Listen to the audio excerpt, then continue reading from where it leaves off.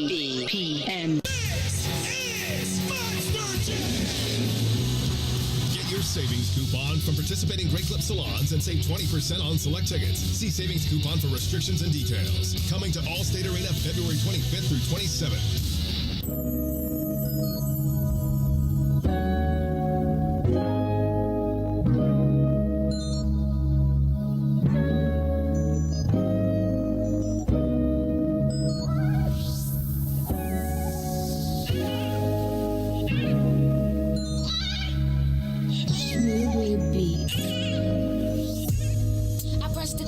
Keep calling me, give you some love and you want all of it. I'm out here working, nigga, get a grip. I'm just trying to touch a million, you just wanna coexist. I say you clingy and you contradict. Give you my heart, you think it's counterfeit.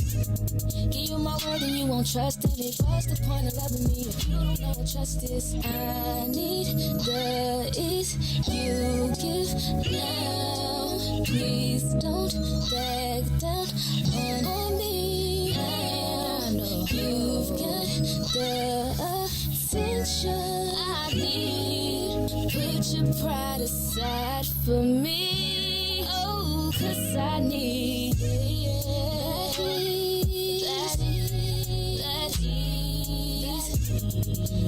ease. Put your pride aside for me. That ease. While I'm out trying to get that ease. Know that I need that ease. Put your pride aside for me, baby. You're insecure, it's driving me crazy. I'm trying to get it and you keep on saying, give me all my love, it's never enough. I put up with you for too long, now I'm over it. shit, I need money. I'ma call it quits. That is.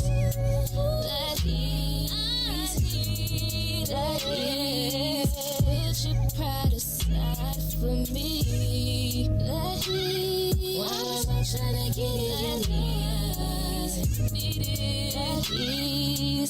Put your pride aside for me. Put it aside. Put it aside. Put it aside. Put it aside. Put it aside. Put your pride aside. Put it aside.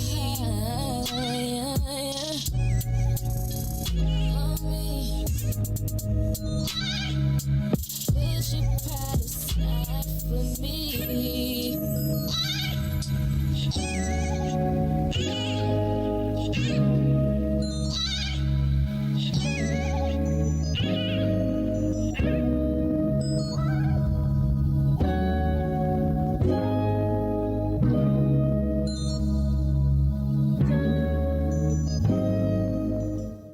Listening to the most dangerous show in the morning. This is What's in It for the Black People Radio. Maze Jackson. Maze Jackson, the most vociferous advocate for black people in the world.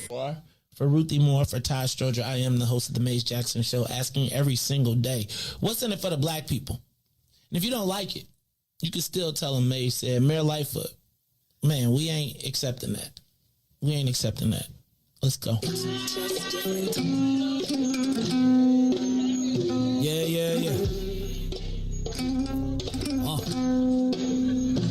Let's get down to business and go ahead and address the facts, man. Lightfoot seems more lesbian than black. Rahm Emanuel's another case. He was just as tired. 50 closed schools left much to be desired. Police had Anjanette naked on that body cam. They suppressed the footage so it couldn't touch a lot of hands. Reminds me of that 16 shots in that cover-up. Both of them similar, so I went and dug it up. George Floyd killed, a lot of riots happened in the town. Southside burned and they wouldn't let them bridges down. Grandmother sick, need a prescription and plus a couple groceries. You gon' have to travel just to get it now. COVID-19 out here shutting all the business down. Not enough SBA loans to even give around. So many failed businesses that you can put them in the pile. If you don't survive the pandemic, it's gonna sit you down. We sing, dance, play ball, entertain, and crack jokes. Government infested black neighborhoods with crack smoke. System that milked us so bad, we got lactose. Still trying to find out what's in it for us black folks. We sing, dance, play ball, entertain, and crack jokes. Government infested black neighborhoods with crack smoke. System that milked us so bad, we got lactose. Still trying to find out what's in it for us black folks. Shout out to Willie Wilson, hope one day you get to send it.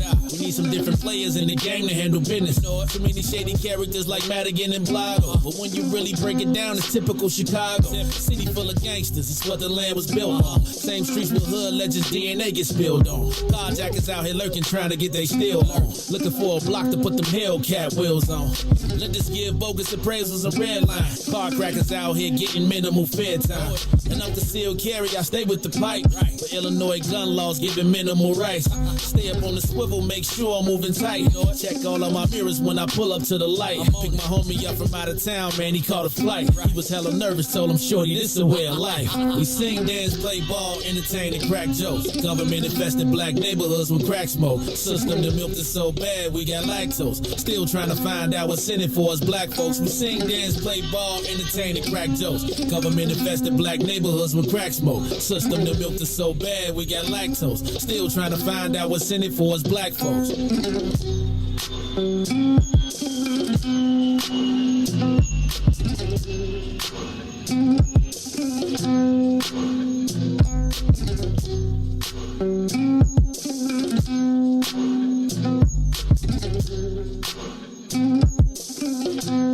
Wake up, Chicago!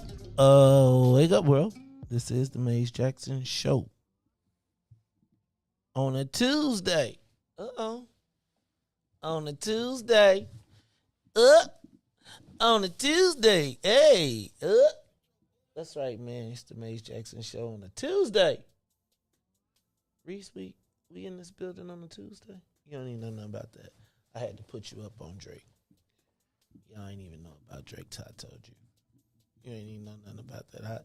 I had to start with Drake after I don't even know, man. He changed the but I do like this song. This ain't even his song, is it? It's really the other dude. It's like the little Chinese Asian dude. Is Drake black? What is Drake? His mama is I think mixing, but I know his daddy black. His daddy like black, like his daddy black. Like Canadian black or Chicago his black? daddy from Memphis. Okay. His daddy's a singer or something like that. Yeah, like his daddy used to be like on tour and stuff like that. All right. Okay. I'm just, because y'all be messing around and Drake would be like Khaled or something. We be around here. Y'all be the Eminem us again. Doing something like DJ Khaled. Right. DJ Khaled. DJ Khaled is and he don't even let his kids mess with y'all. He keep his wife away from, like, she ain't even allowed to even, she be at the crib with a Burke on. She got the hoodie on. All day. In the pool. Hoodied out.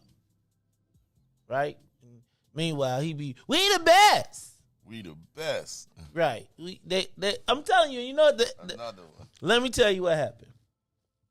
DJ Khaled is the hero of all of the corner stores.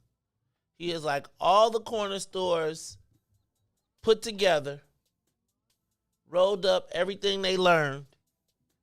They put it in him. They invested in him.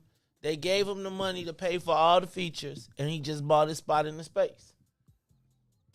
And then it's like, once they get with you, once they put that oil, they get the Arab money.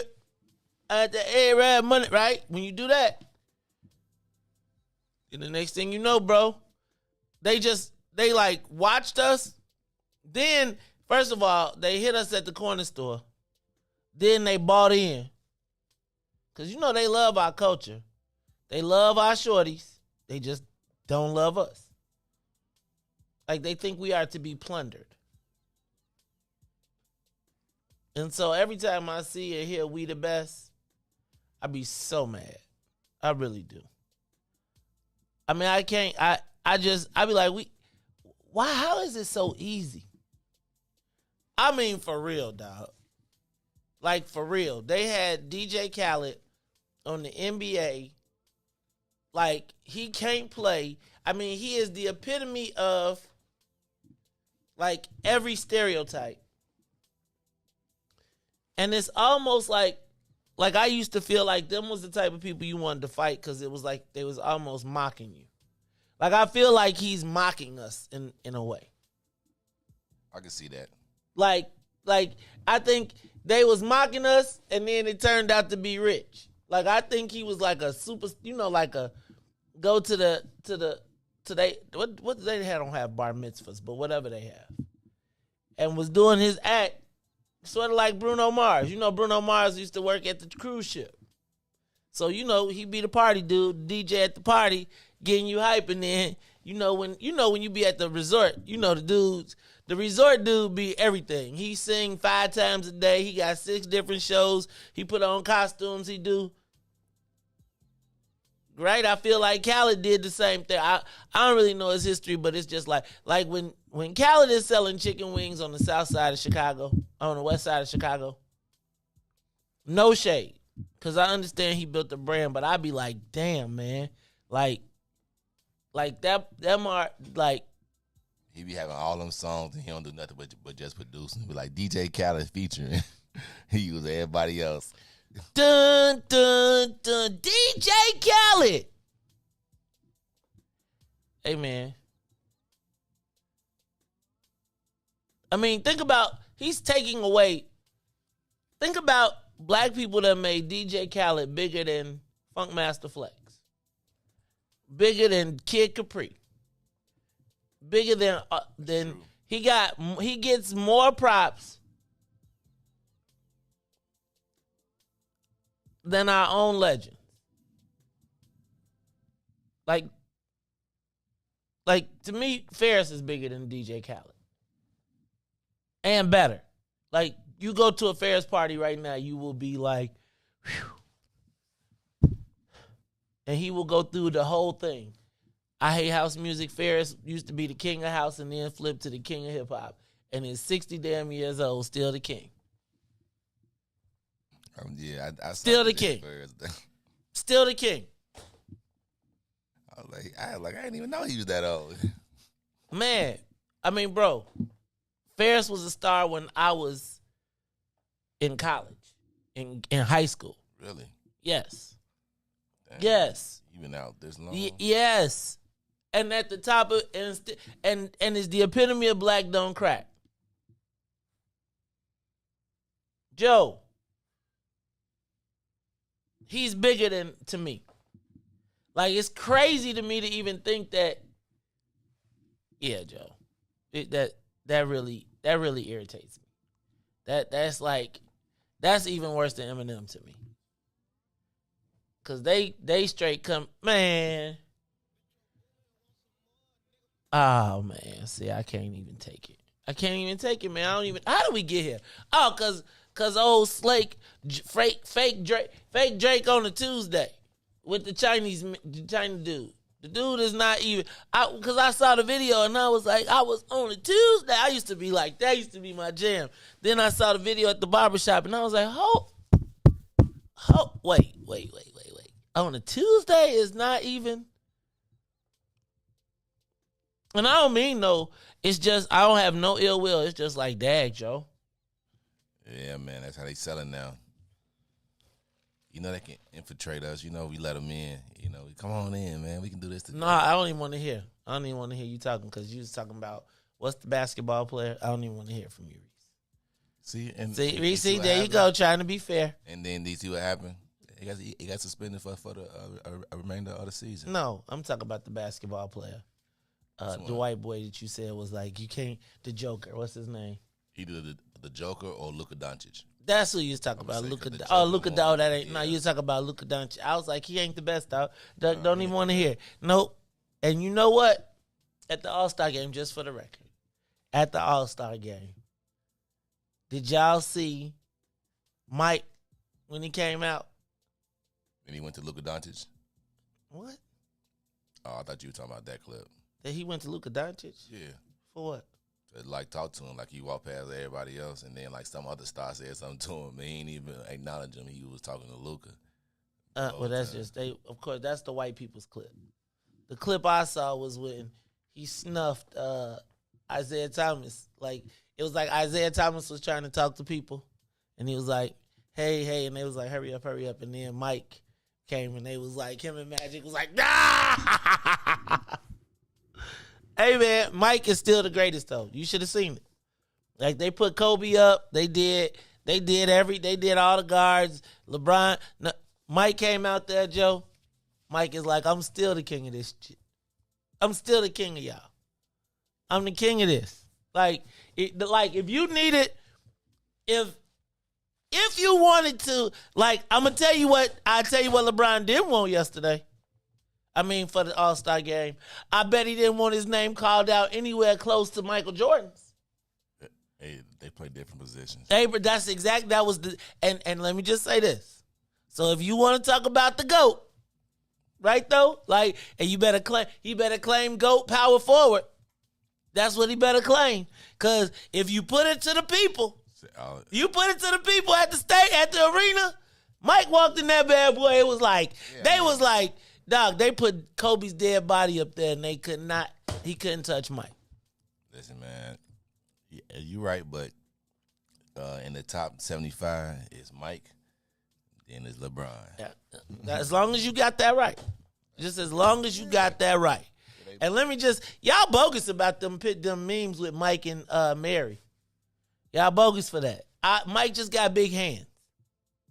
His hands just big, so when he mean for his waist, he can't help it that his fingers go.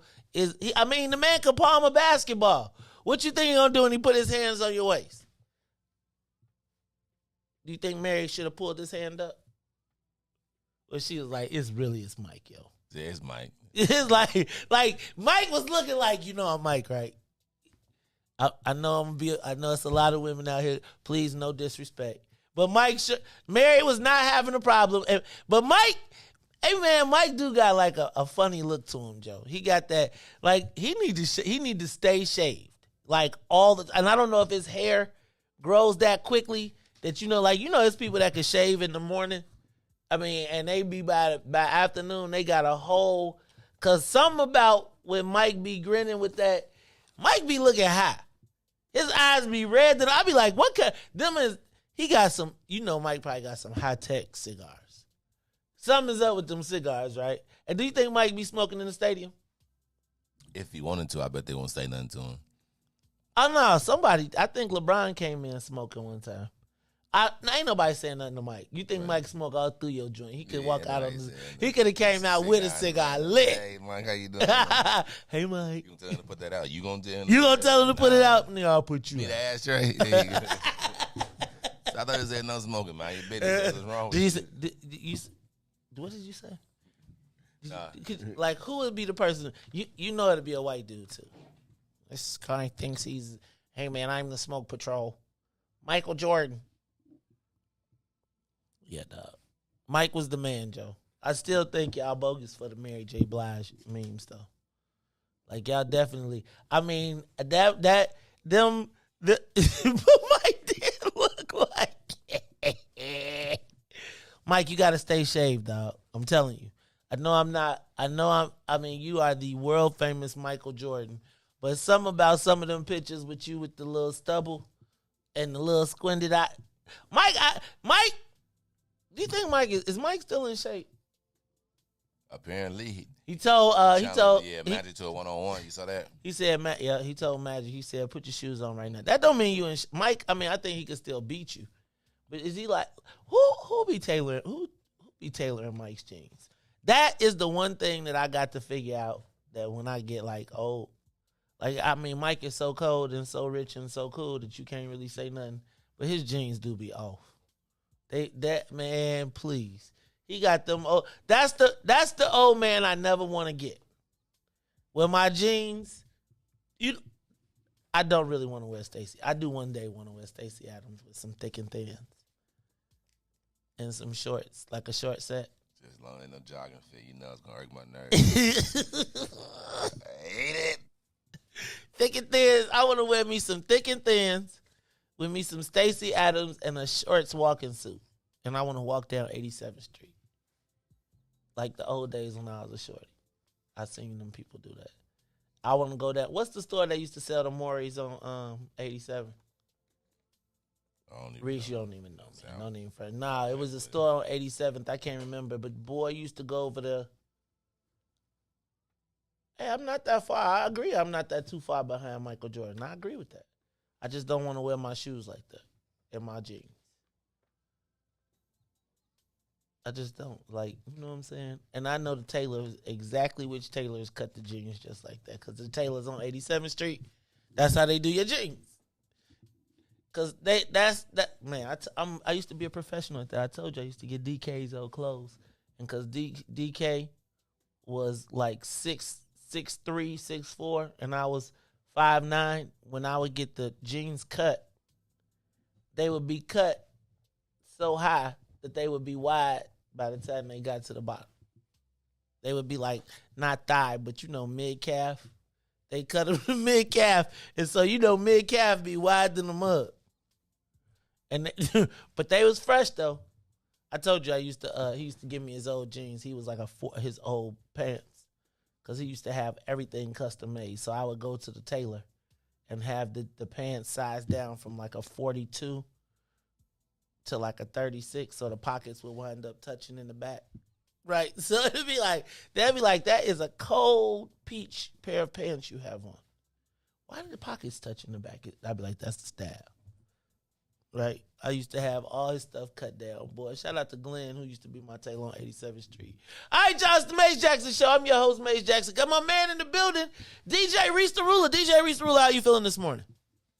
I'm blessed by the fair share. I know the rest had you cut. The pockets was touching. Riis, so if you take a 42 or a 44, I already know, and you cut it, they're gonna take it in, but they're gonna take it in from the back, and so they gotta take the waistband in. And the more, it's one thing to take 2 or 3 inches. But when you take it like 7, the pockets, the center of the joint be like the 2 pockets be. Man.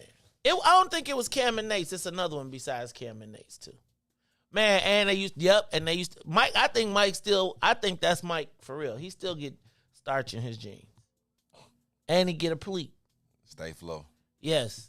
Man, Riis. Have to hit your pants crinkle. Crack. I used to love my pants to crack. And my shirts. Man, you know. All right, y'all. It's the Maze Jackson Show. I'm just telling you. I bet you, I got to go find some. I don't even know where all my pictures are, but if I had them pictures from back then. I used to be at the party with everything with somebody else's oversized clothes cut down to fit me. You couldn't tell me nothing, though. Nothing. It's like this custom made for somebody else. Nah, it was custom made for you too. You know what I'm saying? Well, I called it custom made. I was like, this is my style. I had so many pair of pants with the pockets that touched in the back that it was my style. You couldn't tell me nothing, man. I went to the All-Star game like that. What that is? You go to the All-Star game.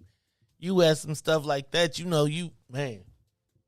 And then you be with some NBA players and you be walking around and they be like, oh, that must be the new Taylor. Must be the new. Yeah. My pocket touches just like that. Yeah, my pocket's just like that. You probably made people going and I do that too. I bet I didn't. I bet they was like, I'm looking back at it, they was like, dude, you really, those pants. I mean, I'm telling you, imagine the pants tucking in and the pants legs, again, cut. So it was like tight and wide. So it was like I look like a gaucho.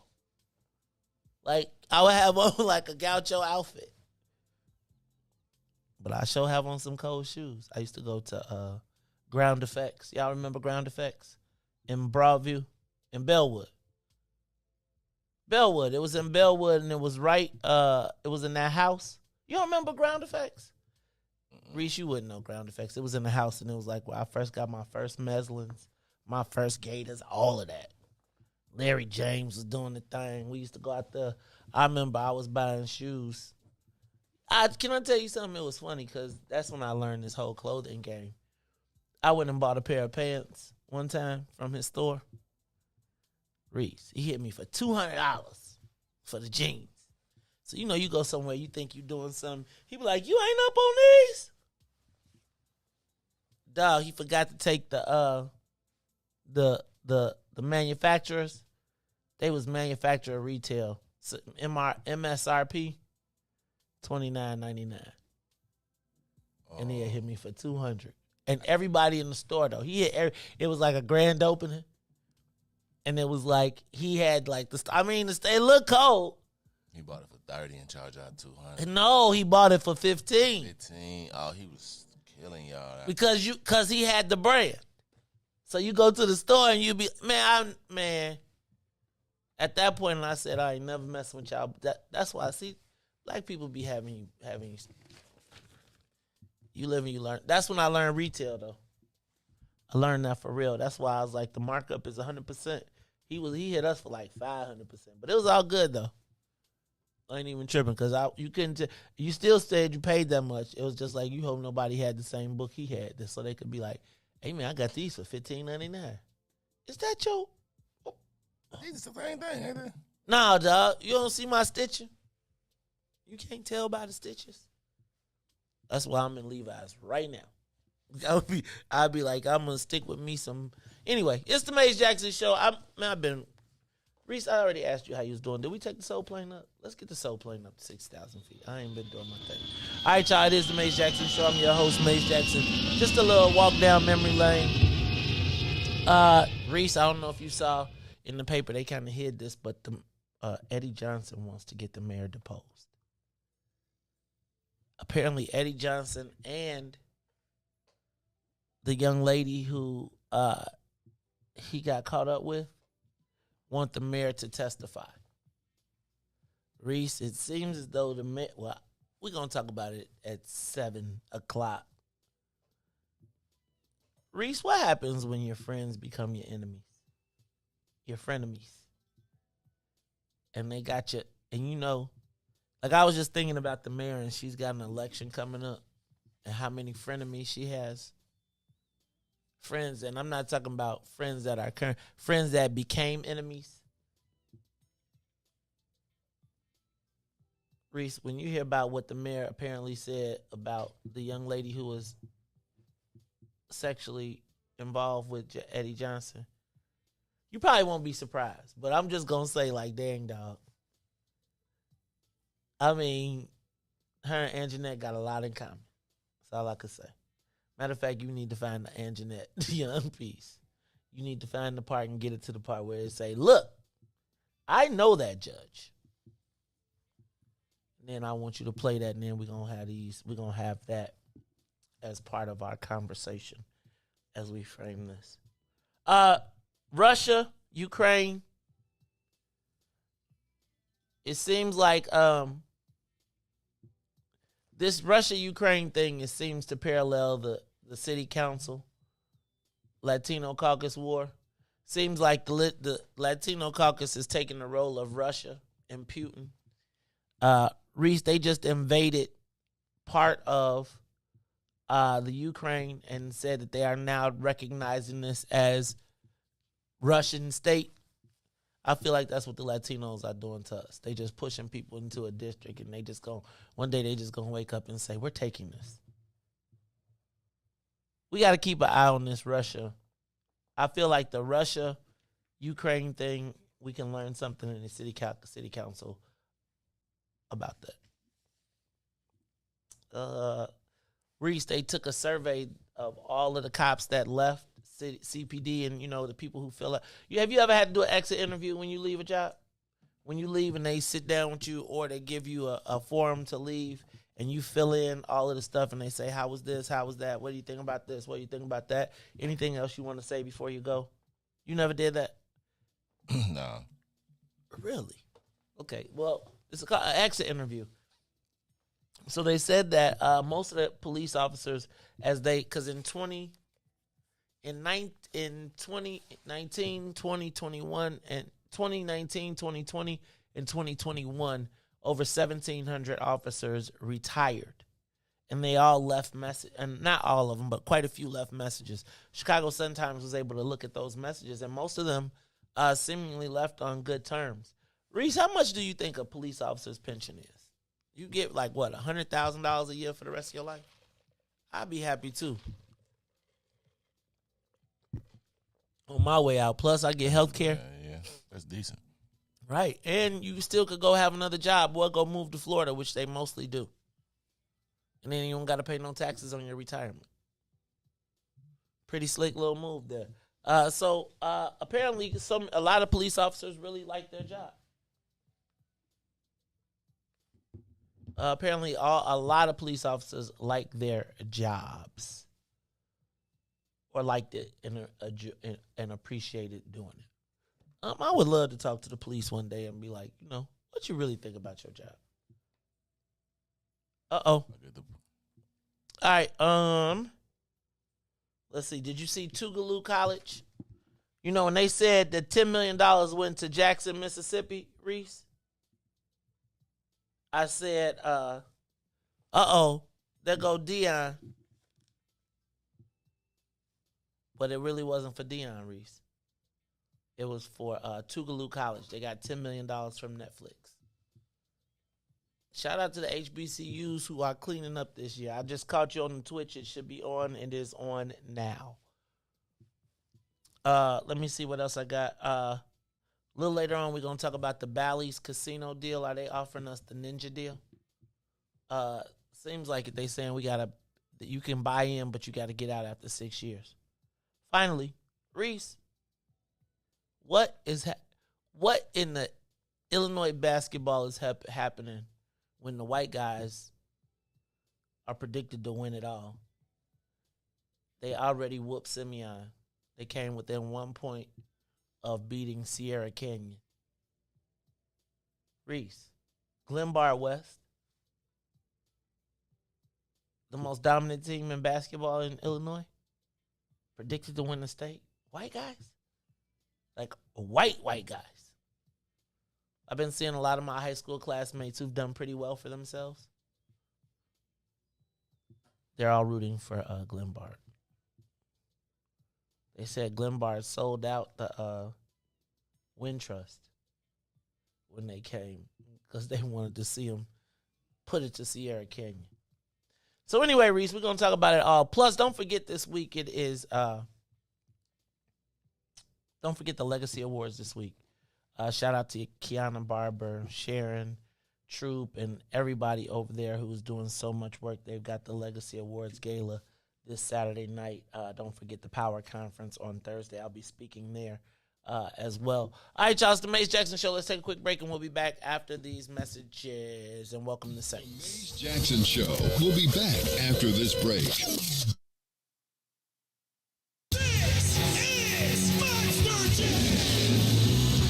Get your savings coupon from participating Great Clip salons and save 20% on select tickets. See savings coupon for restrictions and details. Coming to Allstate Arena February 25th through 27th. And now, traffic and weather. Yo, who said devotion had to be sad? Yo, check this out. The Lord is my shepherd, and I want. He's making me to lie down in green pastures. He leads me beside the still waters. He restores my soul. God's gonna turn it around. Come all the way with me. Don't leave me now. Good morning. What's in it for the Black People Media family? The time is now 6:37 a.m. I'm Riis the Ruler with your Chicagoland area traffic and weather report. Traffic on the Kennedy O'Hare to the Loop, 21 minutes outbound to O'Hare at 18 on the Edens. Inbound from Deerfield to the Exchange will be 30. Exchange to Deerfield will be 28 minutes. On the Eisenhower, we got both directions locked in at 30 minutes, while on the Stevenson, it's 39 minutes from I-355 to the Dan Ryan. Outbound will be 31. The Bishop Ford, I-80 to the Dan Ryan will be 38 minutes, 31 minutes to I-80. The Dan Ryan is 15 minutes to the Loop, 13 minutes to 95th. On DuSable Lakeshore Drive South, 55th to Jackson, and Jackson to 55th is 7 minutes. 8 minutes north, that's Randolph to Bryn Mawr, and Bryn Mawr to Randolph. Today's weather, it is currently 37 and raining. Today will be a high of 54 with a low of 25. I'm Riis the Ruler. Good morning, everyone, here on the Mace Jackson Show. To the grave, from the grave, back to glory. Oh yeah, oh yeah, oh yeah. Come all the way with me. Don't leave me now. Come all the way with me. Oh, please.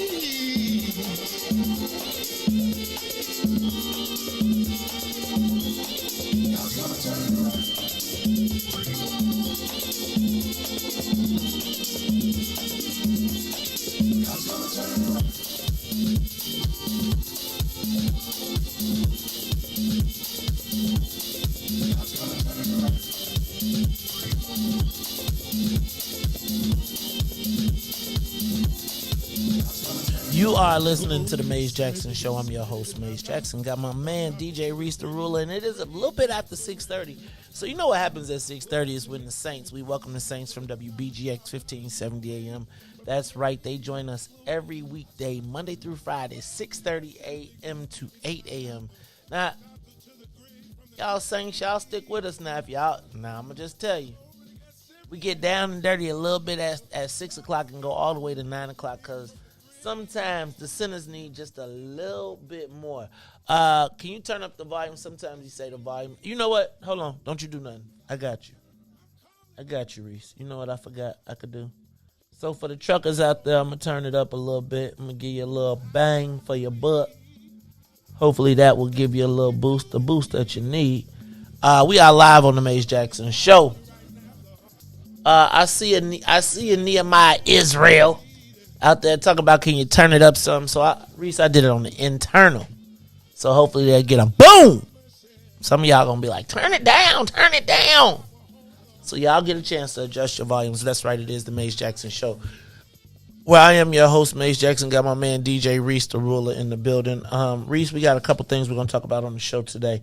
Eddie Johnson, who wants to, and Cynthia Donald, who want to depose the mayor in the case of the sexual harassment lawsuit.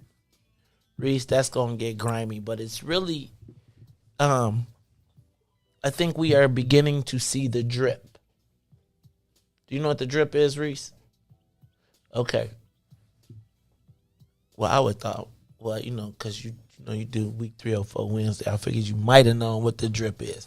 But the drip, just in case you don't know what it is when every week there's a new story, a new something that comes out that seems like as you build up to the election, it's like every week there's a story, there's a something. It's a steady drip. Drip, drip, drip. And everyone drip don't, how you see a drip up at the top and it be just one little ball and then it got to build up and then it fall. Then it be a whole nother one. Then it fall. Then it start drip, drip, drip. Then a little while it start getting a little faster and you hear it smack on the floor. Then you start to hear it go smack. Ding, ding, ding. Then it starts. And then the next thing you know, you got a leak that's been building up. Because if it made it through, then it already done piled up. It done soaked through everything. So it's working its way all the way out. Then if you let it keep on dripping, Riis, the plaster start to come down and it fall. Riis, we're beginning to see the drip.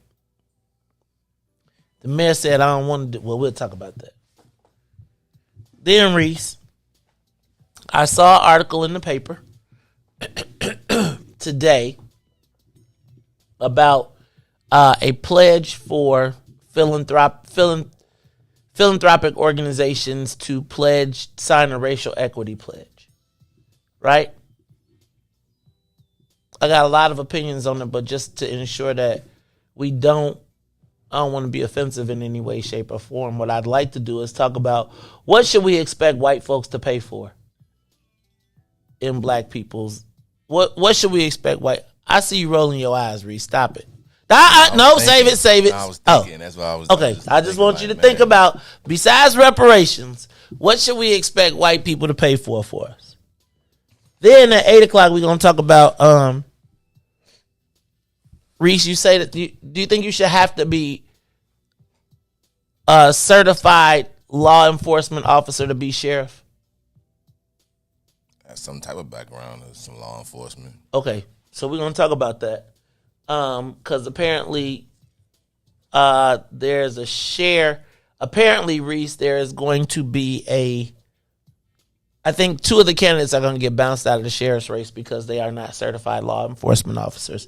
And then finally, I want to talk about is Bally's offering us a Nygga Deal on the casino. And I also want to know what I had some very interesting conversations. I would love to talk to you all about also the investment opportunities that are soon to be arising. So that's what we're gonna talk about on the Mace Jackson Show today. I'm gonna try and get through all this stuff. Y'all got me stuck on Jawan Big Nuke Howard. But I want to talk about it today. One more again. You good? Riis, open up the phone lines. Give us a call, 872-259-7474. Oh, I also want to thank everybody who's tuned in to us on Facebook, YouTube, Twitter, and Twitch. That's right, Facebook, YouTube, Twitter, and Twitch. Twitch. Juan Martinez, you told me Twitch wasn't working. It is now working. I forgot to turn it on. I might not have turned it on yesterday either. So anyway, the hope is that you will tune in with us, watch us live on Facebook, YouTube, Twitter, and Twitch. Oh, shout out to Derek from the Black McDonald Owner Operators. Would y'all meet me at a McDonald's coffee tour? If we did coffee after the show and we met at McDonald's for coffee, would y'all come? I think people would. Yeah. Ironically, that don't sound bad though. No, I'm saying like we can go get us a nice coffee. We go to different, we go see our audience at different places. Oh, now you want to see Riis. Riis, you'll come now, huh? See, Riis, because Byron, you got you. I told you, Riis, it's like the band. It's like Riis. It's like New Edition, right? Everybody got their favorite. I mean, I know I'm the star.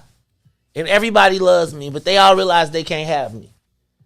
So they be like, you know how you be like, all right, you know what? It's too many people over there. There's too many people over there. That's right. I gotta wade through too much stuff. So, right? You know how Jay be like, get a drummer son. No, really, man. Get a drummer son. Right? So it's all good. Yeah, I think we should do a tour. Well, I'm just telling you, McDonald's talking about sponsoring it. So I know y'all was like, why y'all don't do a Sip and Savor tour? I'm happy to go to Sip and Savor and have coffee with you anytime. But McDonald's was talking about sponsor. Hey, man. Riis, we got some actually, and there's a lot of people who are, who don't, we got to get our app up. Because it's a lot of people who don't want to, that can't find the show. What are they looking for? Well, they like, they listen to it on the radio. And sometimes they once they get past their airtime, they get frustrated. And they ain't doing YouTube, they ain't doing Twitch. So I got to show them how to, but they got an app in their car. We got to get that going. Man, McDonald's was, it was crazy because that Black Creativity, the head of the Black McDonald owner-operators just said, hey, man, I appreciate your commentary. You used to keep it real. I said, I still do. He said, man, I can't mess with that old. I'm like, look, man, this is the same station Elijah Muhammad was on. Did you know that, Riis? That when the Nation of Islam had their radio show, they was on 1570 AM? Back in the day. Little known Black History Month fact. See, there you go. All right. Riis, give me the big voice because I'm ready to do my duty. It's time for the social media question of the day. Unlike DJ Riis the Ruler and his good caller friend yesterday, Steven, I thought that Juwan Big Nuke off 95th Princeton Park, Howard, was well within his rights to smack the taste out of the coach that put his hands on him. Now,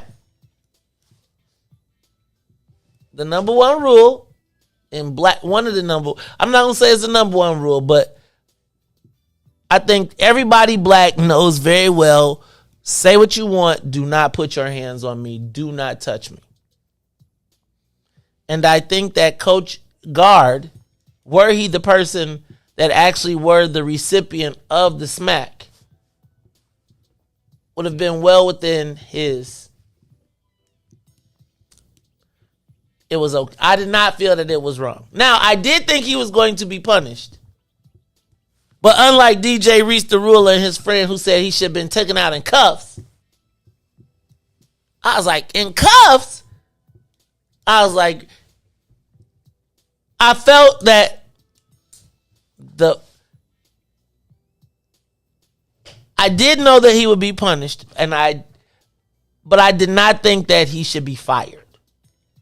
It seemed to me that there was hopes and dreams from white people around the country that Juwan Howard would have lost his job.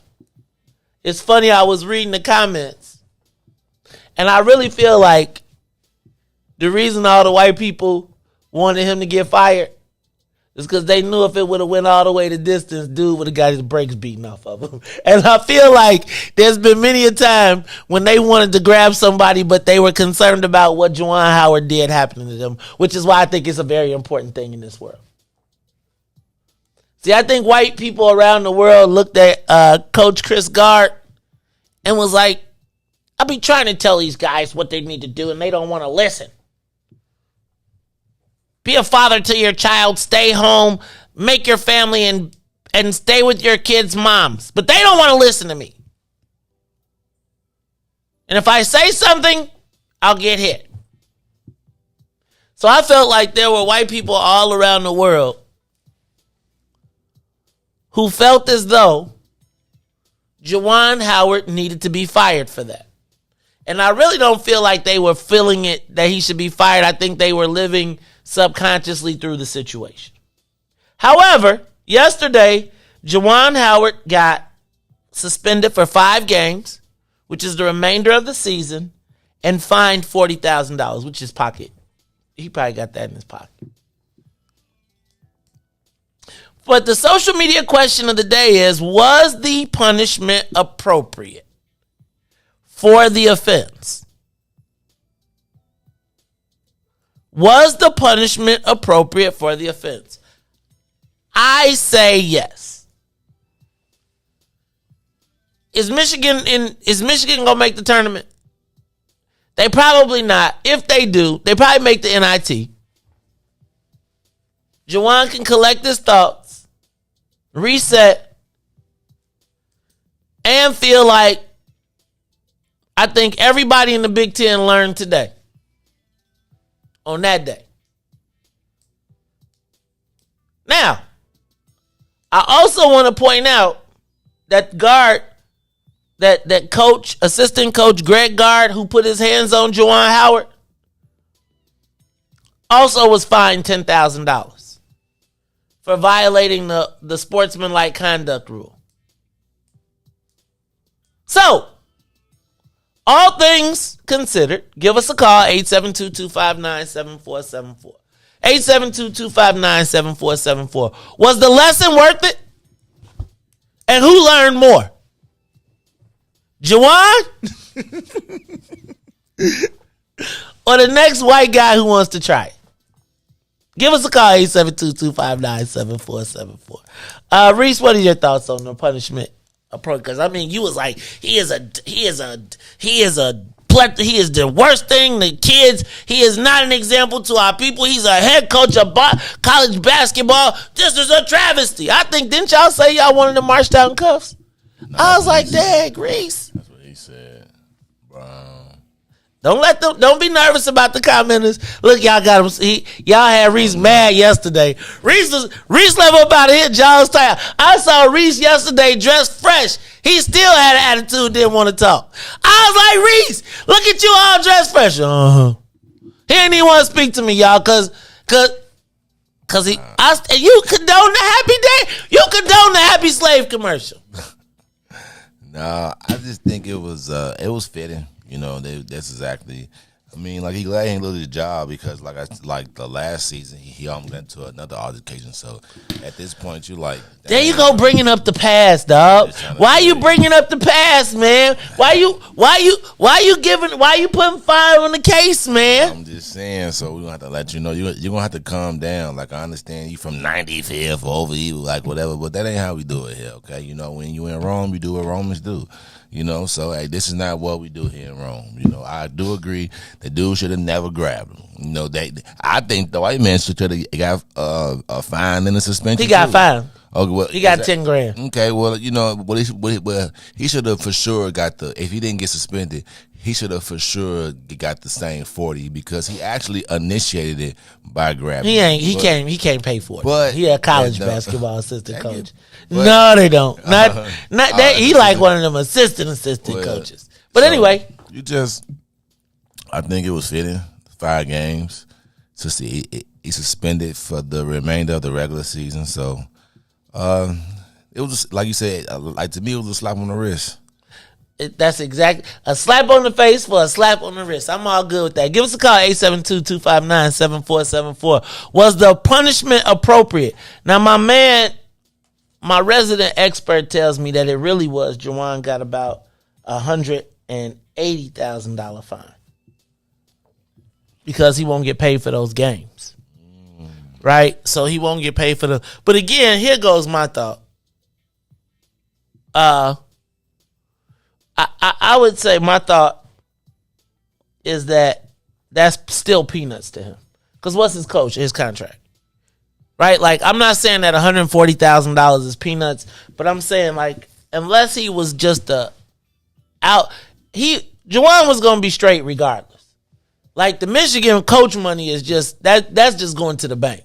Like, he cashing them checks, but they going in the bank to be cashed just so that he can, put them in the child fund.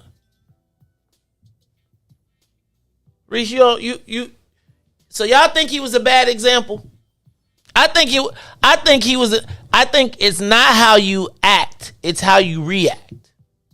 It's like, how do you handle it afterwards? I don't think he was like, he apologized. But what can you say to a players on the court? Now I feel like, hey, my coach fighting. So if I'm in the game now, what you gonna say to me? You just fighting it. So you gonna tell me to stop fighting? And you just fighting another grown man? Nah. Like, that's an example that you like. How can you tell? That's what. So now if one of his players get into it, what can you go? What can you lean on to say that's not what you do? Because you're my coach, and by leading by example, he disrespected you. Go to jail then. He disrespected you. You hit him. He disrespected me. So I hit him. I thought we was all on the same team, coach. No, I'm saying we all lost. We all overreacted, or we all could have handled this situation better. And I, as the coach, should have led by example, and I'll do better.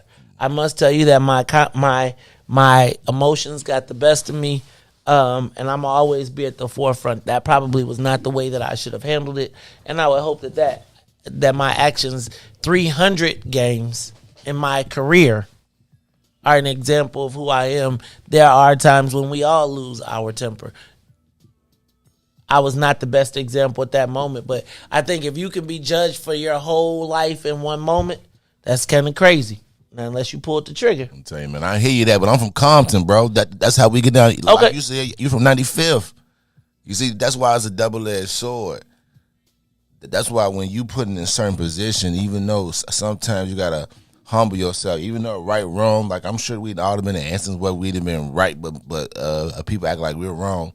It's all about like humbling yourself. I totally agree. He should never grab them, especially in the heat of the moment and all that. But you gotta learn how to hold your composure. And this happened like you was running down the court threatening another coach last year. So it's like, coach, every year you do something, it's like, how can you tell me to hold my composure and do something, and then every year you finna fight somebody last year, you done hit somebody this year, like, what you gonna tell me? I'm gonna tell you, still don't do it. I mean, I'm accepting and living through my consequences, right? And there are consequences. You're gonna tell me that it ain't unpenalized. It ain't that it ain't no consequences for me, because it is. It breaks my heart to not be on the field or on the court with y'all every day.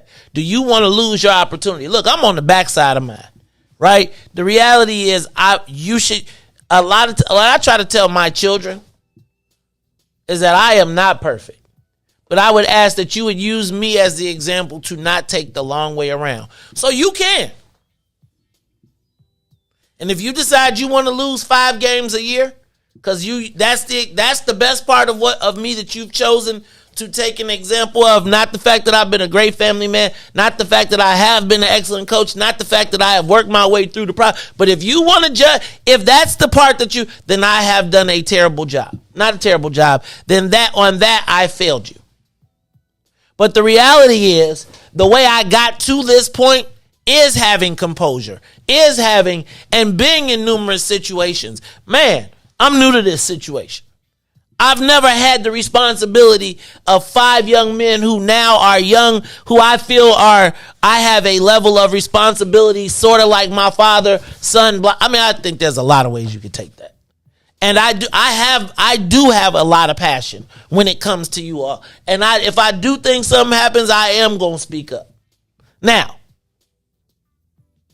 I did us all a disservice because I am now recognizing that I am not here for you for these last 5 games. And I'm learning a harder lesson than I learned with that slap. But I bet you next year won't nobody walk up on us. I mean, it's like we praise our guys for the same thing that we want to punish them for. And I'm not condoning what happened. But like my man say, if it was a white athletic director, they could have fired him. I'm thinking to myself,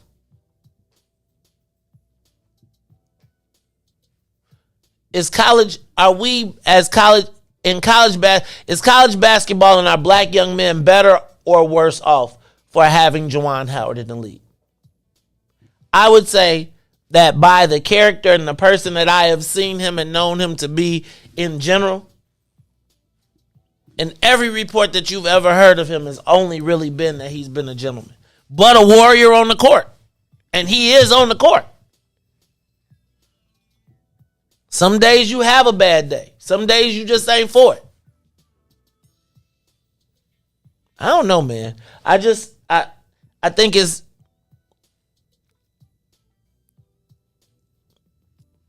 I would hate for anyone to be able to, for a person like Juwan Howard, who, and maybe I missed something. I'm not saying that what happened wasn't wrong. I'm not saying that at all. But I'm saying that we reserve the best, the worst, harshest judgment for our own people. I don't know. It's kind of crazy. Give us a call, 872-259-7474. Go ahead, Riis. You seem like you... Look, Riis mad again. No, like I said, it was understood. But like somebody just said, like in the comment, like he got two of his players suspended, you know, for that game, for like taking up for the coach. Now, you got to understand that you Juwan Howard. So your legacy already made. Now now you don't know if this was my senior season or this is the season I wanted to go. Now I got, you know, some games that I got to miss and that NBA scouts got to miss and that's on my record when they look at it. He was suspended. So now you know how the league is big on, you know, like big on getting off the bench. Like, hey man, it was a whole fight. It's just the image, and that's why I want it's so much of the bigger picture. And I don't think when it happened, he like really thought about it. But it was really like the students, like 2 students are now suffering from this. Is Juwan gonna give him some money or something? You think he ain't?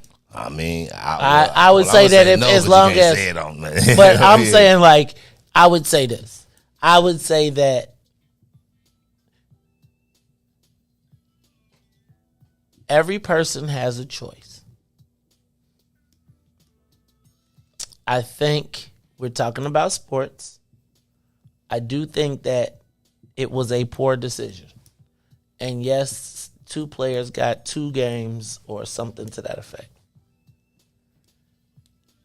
I highly doubt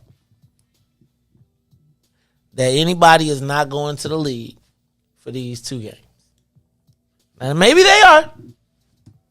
But I think everybody, it's one thing to be walking around knocking mugs out. It's another thing to be like, my team had a fight, I got into the fight. And just because if you throwing a punch and just because I could knock you out. But anyway, I feel like I bet it won't be no more assistant coaches grabbing on no black men.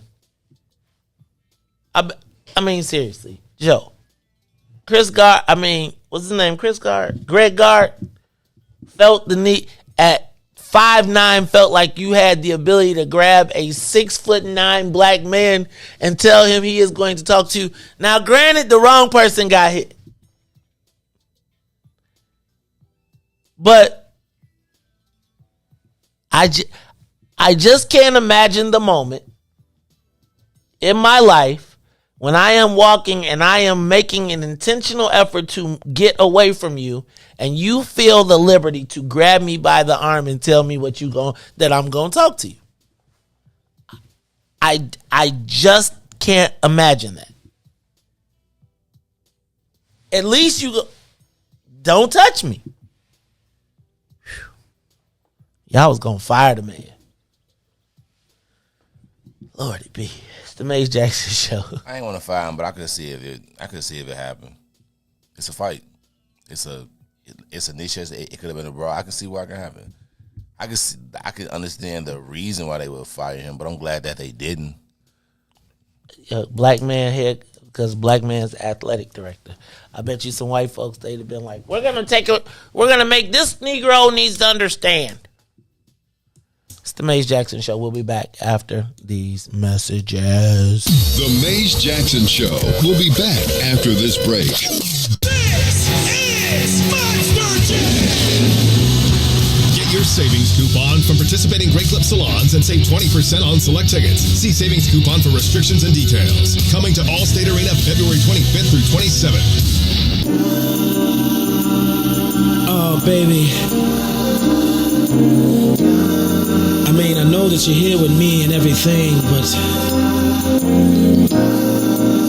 Since you just left a few hours ago, I've just been going crazy. And I done come to realize one thing.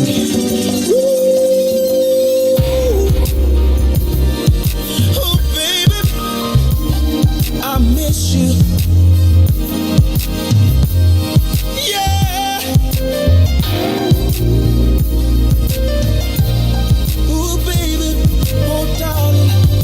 Whoa, whoa, whoa, whoa.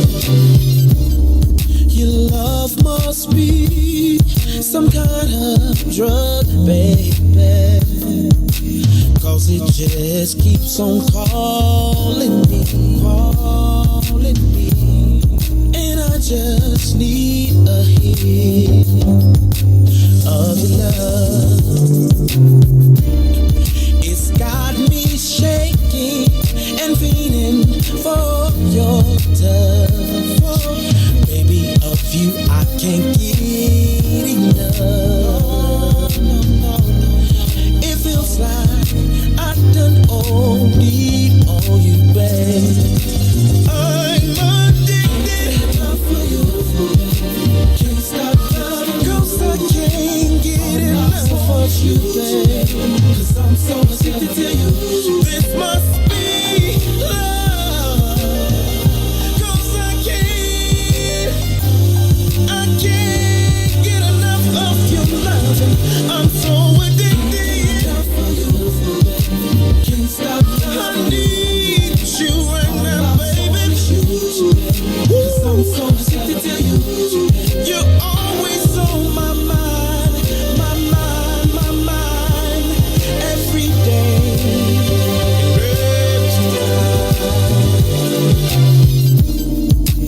It's been too long since I had you in my arms, and I don't know if I can take any more of being without you.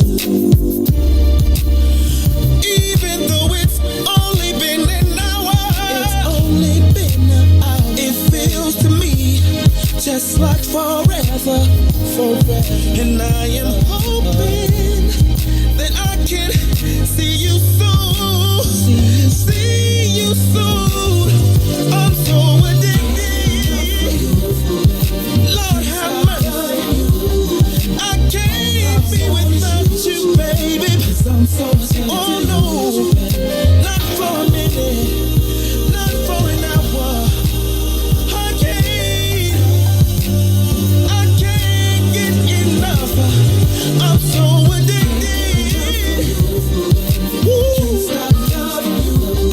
I need to check myself into some kind of rehab, 'cause I need some help. Somebody help me, please. Please. Ooh. La la la la. I need to testify this evening. Oh Lord, have you ever loved somebody so much that you just can't get them off your mind? Oh, I'm so addicted.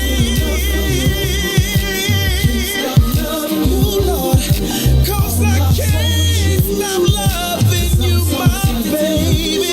Oh darling, I love you, this must be love. I've been overdosed on your loving, can't stop loving you. I've done overdosed on my baby, so addicted to you. Without you, I don't know what I'm gonna do. Ooh. I'm addicted. Back to the Maze Jackson Show. You are listening to the most dangerous show in the morning. This is What's in It for the Black People Radio. Maze Jackson, the most vociferous advocate for black people in the world.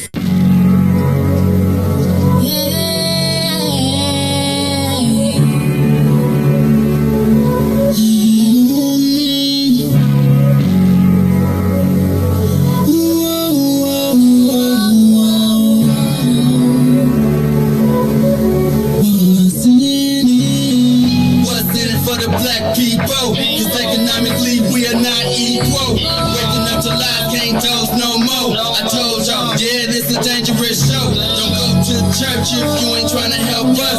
Don't even try to be around and can't protect us. We see the lies now of the politicians.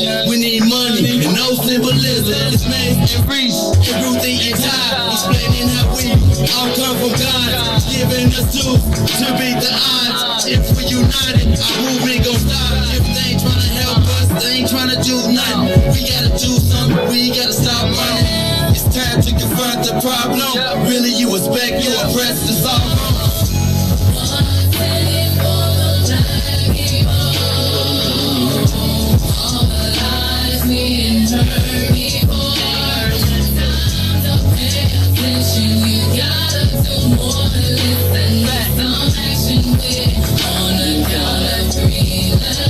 Wake up, Chicago!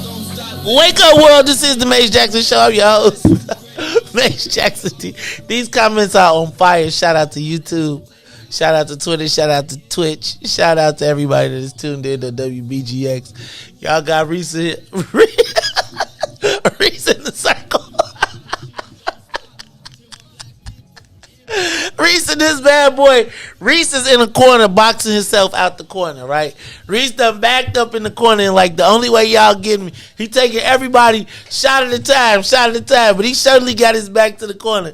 It's like I figured it out though. It took me a while. I figured it out. What's up? And secretly, they just really glad that he hit a white person. Right, that's it, Riis. Because they get bullied at their job by that white man, and they don't want to say that's what it's secretly Riis, the is. same I want way everybody to go and slap your white boss today that's making you mad every day, and then come in and report back to the show. That's what it really is. Secretly, they just really glad that he hit a white man. Riis. I'm gonna tell looking you. At the broader picture. Riis. I get it now. I'm glad. Because here's the lick. Well, yeah. Well, it's very few times in history that a black dude can slap a white dude on national TV and survive. And the penalty that he got, and I'm just saying, I understand everything else you're saying about the kids. Riis, we're not applauding it. Come on, Jamal. Yes. Now back up, because reports coming from the sidelines say that. Hold on, let me just read this to you. Howard tried to keep it moving after the game, but the coach stopped him. That started an altercation, which led to Howard seeing another coach from the other team grab at his player. As a coach, you protect your kids, unprofessional or not. I salute you. Now we got to go back and watch the tape to see if that coach. Hey man. If you grab my boy, I'm in it, Riis. Riis, I'm not gonna let nobody grab. If somebody grab one of my kids that I'm responsible for, that same thing that you just all that energy you had, same energy. My example is, let me tell you what my kids will know. Won't nobody put their hands on them. It's a consequence for that. Y'all tripping, man. Yeah, but I do think that there's secretly like, you know who I would like to see, who really we want to see do exercise this? Somebody like LeBron James. Like, I want to see, like, LeBron James slap the taste out of, like, say, Adam Silver's mouth. And Adam Silver had to take it. Right? It's like if it was LeBron, like, 6 years ago, you know, and LeBron do it in, like, one of them silly ways. Where, like, you want to see LeBron just, like, come up and just palm the back of his head, but make it hurt and hard, right? And it's like, but you do it with the ha ha ha ha. You know, it's just a joke. But you know, I just slapped the taste out you, right? Riis, how many times on TV have you ever seen a black man just? I mean, they don't even write that in movies. Dancing to our own demise. Riis, don't be using my line. My Mace Jackson voice. Listen to us dance to our own demise. Go ahead, keep dancing. But Riis, I'm just saying though. Put some music have you ever seen in a movie? When have you ever seen in a movie, even? Like a movie? Tell me in a movie where you've seen a black man have the ability to physically beat the dog taste out of where the white man don't win. The closest I remember is Rocky 1. Sounds so bad, man. I agree. I agree. This is what we. I agree. I'm just saying. We've been hurt. Reese, have you ever seen anywhere? Tell me on TV where you not where we slicked them, but we straight just slapped them down. Anywhere, Reese? Like they don't even. That's because it's you can't even write that in a movie, Reese. That's it. Like you can't even. They won't even approve a script like that. And for 5 games, like I bet you we could take up a donation for every black person that has you. Like I bet if you made a meme that said, "Have you ever wanted to do this to somebody at work? Somebody white at work?" And that's what. And the answer told you, and that's what it is. Reese, I'm reading the comment. I'm really thinking like these people are 50. See, y'all are really talking about fighting and stuff like that. Like Reese, it's not even about fighting. See, Reese, it's not. It is greater. It is a bigger picture. Like man, we Reese, we have watched. Think about this. We watched Walter Scott get shot in the back 6 times. Like, and people get less penalties than what Jawan got. Think about what happened in Ferguson, right? And it's like I am going to say that we are down so bad. And I'm just asking you, tell me a movie where you've seen a black person just slap the taste out of a white person. Like, there's nowhere in the world that you've seen this, really.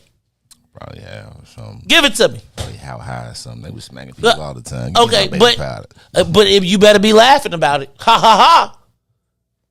Think of a movie where you saw somebody get slapped down.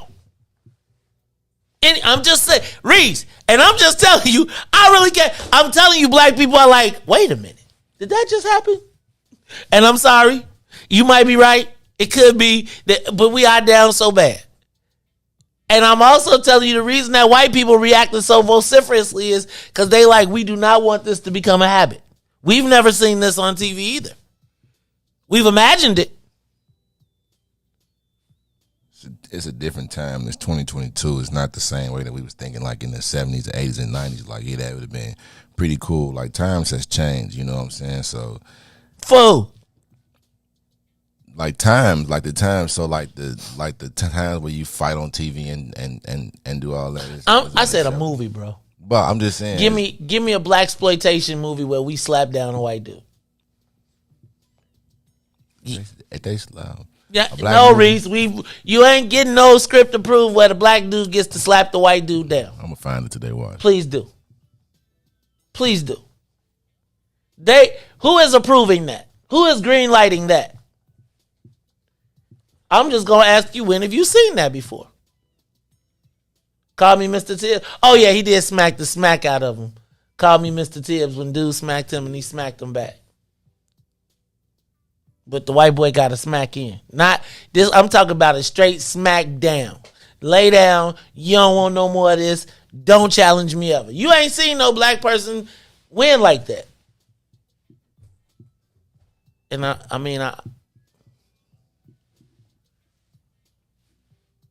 just saying. Psh. Look, he Googling. They call me Mr. Tibbs. That's all you got. I'm telling you. If it's one, though, as long as I need one. Right, but they call me. It ain't a smack. It was a smack and I'll smack you back. It wasn't a smack and lay that. What you gonna do? And it was a response smack, not a. Man, if you don't. Okay, I'm sorry, y'all. None of us would let our children go to a team that we know could. Ain't nobody would send their kids to Michigan State and play with Juwan Howard. If you knew that Juwan Howard was that capable, like man, this man had a brawl at, like man, like you would not. And he got a full right. You seen Michigan's recruiting class next year? Yeah, if he got picked up for that team, smack away. Yeah, smack away. You was defending one of your players? Smack away, coach. Smack away.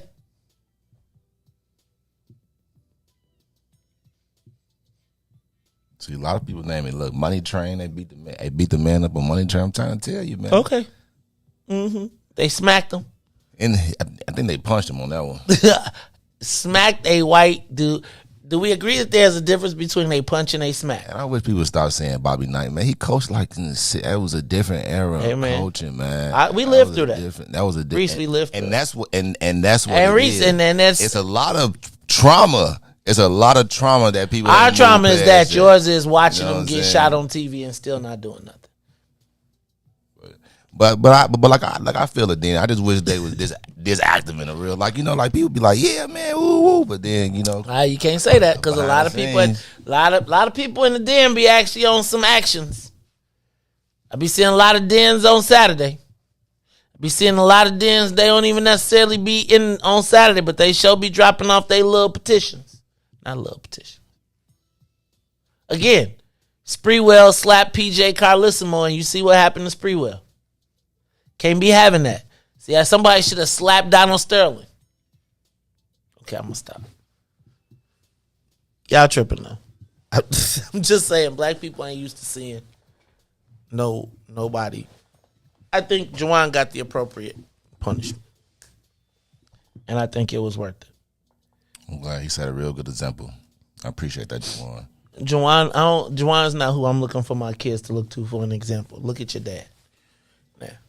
But you just told me that if I gotta judge that man off, he's a father, he's a husband, he is. He's an uncle, he's a and all that. He's a head basketball coach at Michigan State. Michigan. I'm sorry, and not Michigan. That I care about Michigan mugfish. At Michigan, so you know. I mean, so I'm just saying. So should I judge you on your best day or your worst day? You should judge me every day. No, really, you shouldn't judge me at all. But if I judge you every day, so what happens when you have a good day and 20? What if you have 50 good days and one bad day? That's a really bad day. Depending on how bad that one bad day is, it could. You got 5 days off. It could overrule the whole 50. You know, it don't matter. I just like saying that somebody is your. That's just like saying that somebody, you know, been real cool with you forever, and they did that one thing, and it was that one thing that you was like, you just can't come back from. A fight in basketball is not that. What? A fight in basketball is not that. Like I said, man, I agree. I'm on a black train. Yeah. No, it ain't even on a black. If that would have been a white guy fighting, like, I still feel like I think you have to take into account in sports I do. And I think, I'm just telling you, I think that there are times when you can be triggered. Don't put your hands on me. Don't touch me. Do not touch me. Don't. Sorry, I'm telling you for you and me, don't touch me. Okay. Man, you touch me, I'm willing to take the consequences. And just to think that I know that's your power button. Like, I got so much control over you that I know that if I go and touch you, the only thing I'm going to get is $10K, and you're going to get $40K plus a 5-game suspension. Just how much power I know I got over you. No, and let me say what I would say. See, in a case like that, I would say, actually, that's because you make 100,000. I've made 200 million, and I'll take, like, that ain't power over me, bro. That's really not power over me. I know that button. Hey, listen. Just try, hit it. Push it again. Just go touch him. Push it again. Push it again. He gonna hit you. Push. No, next time I'm gonna pay somebody to knock your ass out outside. I would be like, touch me again. As soon as you touch him, he gonna fight you. Mm-hmm. That's how you get him. Mm-hmm. That ain't how you. I'm just gonna say, it is. Again, I would say in sports, I think his punishment was appropriate. I think that we have seen there are way, way, way, way worse examples of character flaws in people. But I'm just say this. So we're clear. If you think that touching me if you want to know if touching me is a button, it is. If I tell you don't touch me and you touch me, and you want to push a button. Now, I'm probably not going to react the same way as Juwan. But I will. You will learn not to touch me. Now, I probably ain't coming off the basketball court, so I'm going to be a little bit more thoughtful and a little bit more plotting. But if I told you don't touch me, you will learn not to touch me. Whether you learn now or you learn later, you will learn not to touch me. And I feel like my mom always taught me, keep your hands to yourself. And by keeping, just like you say, mind your own business, my mama said, keep your hands to yourself. And if you think that's a button, I think that's a button. I think it's a button for a lot of people. Don't touch me. It's the Mace Jackson Show. I wish, touch me? I asked you not to? Y'all own you. You don't own me. Y'all thought. All right, y'all. It's the Mace Jackson Show. I'm your host, Mace Jackson. Got my man, DJ Riis, the ruler. Riis, I want to talk about Mayor Lori Lightfoot. Riis, have you ever had a frenemy? Like a person that was like, used to be my homie, used to be my ace. Now I want to slap the taste out your mouth. I was thinking about this story. I don't know if you saw in the paper that Eddie Johnson, former CPD chief, superintendent, and you know who Cynthia Donald is? Cynthia Donald is the chick he got caught with. But she was initially on his security detail. And she is currently suing suing Eddie Johnson and suing the city for sexual harassment and abuse. Riis, apparently, Cynthia Donald and Eddie Johnson want the mayor to be deposed. Have you ever been deposed, Riis? You know what it is? So deposed and let me just see if I describe it. And Angela Kilpatrick, you my resident expert attorney. Let me make sure I get this right. A deposition is when the defense gets to call you in and ask you questions regarding the situation of what happened, circumstances. And it is not under oath. It is a voluntary practice where they can come in and ask you, you know, kind of all of the background information, et cetera, as they build the case. So, Riis, do you remember back? I don't think you might have been with the. No, I don't even think you was with the station at the time. But I don't know if you remember. You remember how Eddie Johnson, like, you remember how he went out. You've been to Sirius Cafe, right? You been to Sirius? Okay, Riis. You go to Sirius Cafe, bro. Let me tell you. They pour like half a bottle per drink. So, you know, you get a tall glass of alcohol. They fill it all the way with alcohol. So Eddie Johnson had gone out with this Cynthia Donald, and this is the one that, you know, he got caught in the car with. But apparently, she was also part of his security detail initially, and she alleges that she was physically abused by Eddie Johnson, where she had oral sex, vaginal sex, touching, groping, and feeling. All, she alleges most of it occurred in his office at the CPD headquarters. I want to see that office. But anyway, she is asking, so apparently, Riis, there was a point when they found out about it and there were rumors floating around, and the mayor had a conversation with Eddie Johnson where it is alleged that she said she wanted that B word reassigned. And she said, I want that beeping beep to happen today. Do I need to insert what the beeps are? Do they make sense? She said, I want that beep reassigned. And I want that beeping beep done today. So the words begin with B. I want that B reassigned. I want that effing shiznits done today. In response to allegations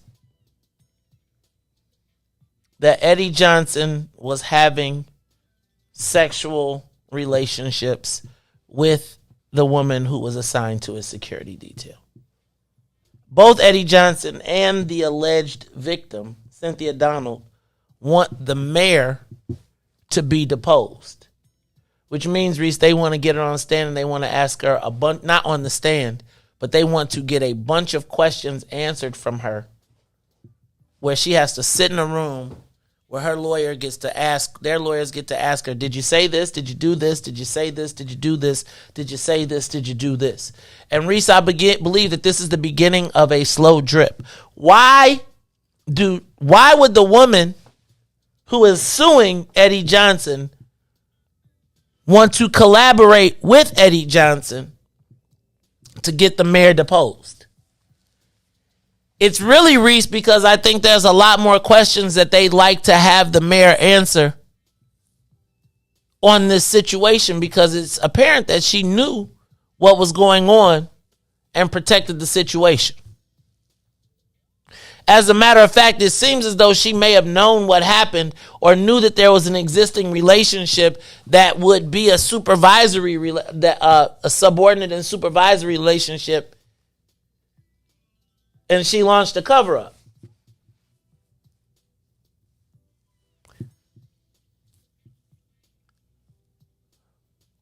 What happens when your friends become enemies and they know your dirt? What happens when your friends become enemies and they know your dirt, and now there are people willing to pay to use it? Give us a call, 872-259-7474, 872-259-7474. When we come back, the mayor's got a long list of frenemies, friends that eventually became enemies, and I want to talk about how it will impact her in this election cycle as what I believe is the drip begins. Let's talk about it when we come back. It's the Maze Jackson Show. The Maze Jackson Show will be back after this break. And now, traffic and weather.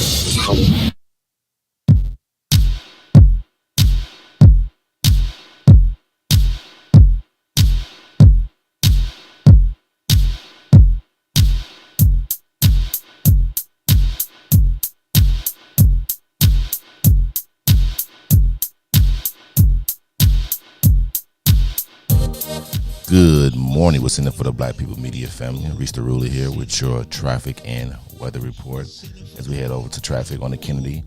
O'Hare to the Loop. It's now 45 minutes. Outbound to O'Hare will be 25. On the Edens, Deerfield to the Exchange is 53 minutes. Exchange to Deerfield will be 38. D. Eisenhower is Thorndale to the Loop, 1 hour. Back out to Thorndale, 46 minutes. While on the Stevenson, we have an hour and 15 from I-355 to the Dan Ryan and 48 minutes outbound. The Bishop Ford, I-80 to the Dan Ryan, 54 minutes, 37 minutes to I-80. The Dan Ryan is now 22 minutes to the Loop, but still 13 minutes to 95th. On DuSable Lakeshore Drive South, 55th to Jackson is 8 minutes.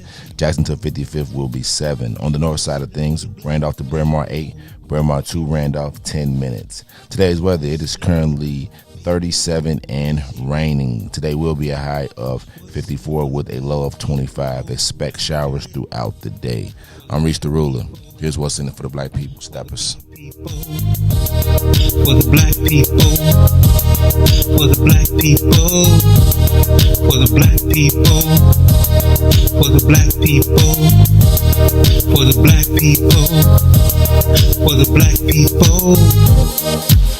What's in it for the black people? You know it. What's in it for the black people? Let's show it. What's in it for the black people? You know it. What's in it for the black people? Let's show it. For the black people, for the black people, for the black people, for the black people, for the black people, for the black people, for the black people, for the black people, for the black people, for the black people, for the black people, for the black people, for the black people, for the black people, for the black people, for the black people.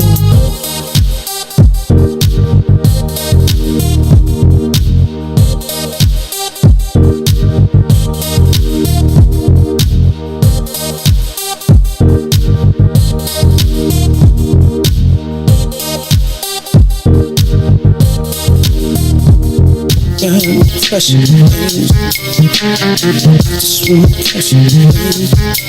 man. Ideas, man. You don't have to find me. I'm walking right behind you. It's so clear to see that you wanna be free. You don't have to find me. I'm walking right behind you. You are listening to the Maze Jackson Show. I'm your host, Maze Jackson. Got my man. Dang, I like that how you did that right behind me, because I'm gonna tell you, somebody right behind the mayor. The mayor knew what was going on. It was sneaky stuff going on in City Hall. But I'm going to say this, not in City Hall. I think, so let me ask a question. Are we pretty much in agreement that there was something going on with Eddie Johnson and this Cynthia Donald? I think this story... The challenge with this story is that if you remember when the mayor terminated Eddie Johnson, she talked about how terrible of a person was, and you know that how he had embarrassed his family, et cetera, et cetera, et cetera. But it seems like Riis, she knew about it all along. And it was only after someone else discovered some other issues that she finally came out and said something. Now, my question becomes, what happens when your friends become your enemies? The people who know your dirt, do they always keep it or do they use it against you? And my question is with this, because I feel like there's a certain point of people, Riis, that they, well, let's back up. Do people that know your dirt use it against you? And then, if that be the case, is the mayor in real trouble? Now, I want to give you a list of people that I think we should be thinking about in this scenario. Do you remember Mark Fleischman? Mark Fleischman was the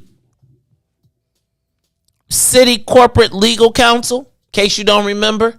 It's the guy that the mayor that got fired after suing to protect Anjanette, suing to stop Anjanette Young from being able to get a settlement with the city. Riis, you remember, I think I told you about this. You got that clip when the mayor talked about, well, let's back up. You can save it for now. Get it together, but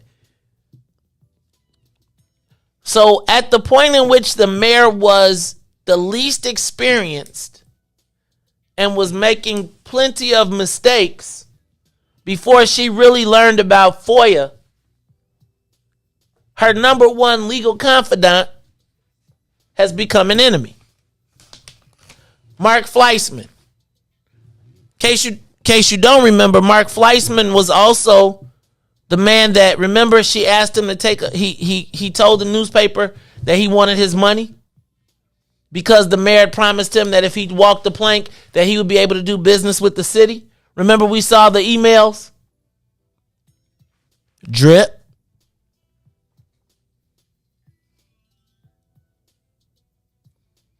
Joe Ferguson, former city inspector general. Person she tried to block and eventually let go, that started out as her friend. They were former U.S. attorneys together. By the time he left, he was the person who told us that she lied completely about Anjanette Young. Has not been able to fill that position. Drip, drip, drip. Eddie Johnson, initially friend, confidant, trusted resource. She turned on him, put him on public blast, and now he's in the process of trying to have her deposed. Drip, drip, drip, drip. Susan Lee. Do you remember the deputy mayor, public safety? Drip, drip, drip. Remember Susan Lee, the author of the plan to hire street organizations to protect their neighborhoods, drip, drip, drip, drip, drip, drip. Even as the presider over the strategy, even as the city has now eclipsed its largest murder rate in 30 years. Not to mention Shannon Andrews, not to mention a countless score of aldermen, businessmen, and people that she has publicly dissed and shamed. My question becomes now, what happens when your friends become your enemies?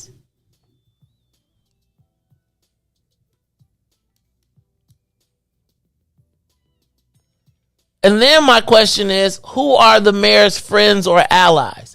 And can she come back?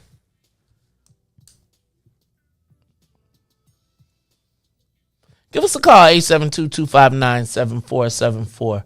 872-259-7474. Do you think the mayor is in trouble? Do you think that with this list of enemies, frenemies, people that have insights into her inner workings, do you think that they are going to come back to haunt her?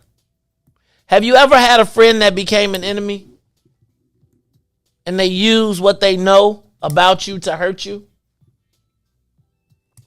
How does that work?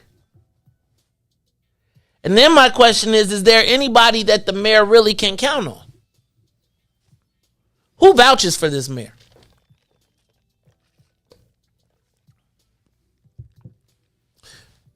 Riis, pull up that clip of Anjanette Young, and I really want to get to the part where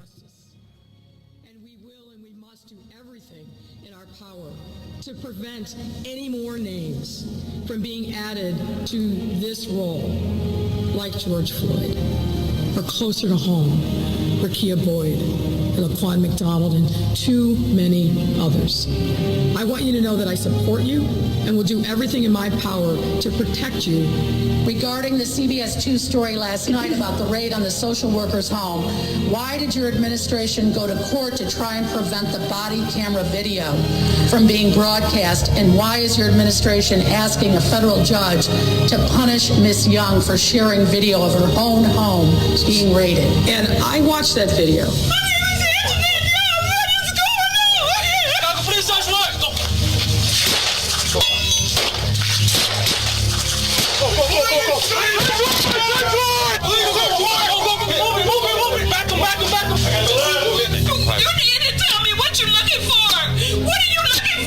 Now, this case was litigated in federal court. The federal judge put in place an order. There's allegations that she has violated that. A federal judge put rules in place. It's for that judge to determine whether or not that was appropriate. I'm not going to sit here and second guess a federal judge or how the information related to that matter was handled. That's for that judge who I know and is very competent and I'm sure will be fair in assessing. Oh my God, this cannot. Now I want you to hear what the mayor's response, that was the mayor's response in knowing what happened to Anjanette Young after we found out that she had this tape, the seat, after we found out that she had seen the tape. Riis, do you think it's possible that the mayor could have said, after finding out that Cynthia Donald was in an illicit relationship with then Superintendent Eddie Johnson, that she wanted that be reassigned and that she wanted that effing done today?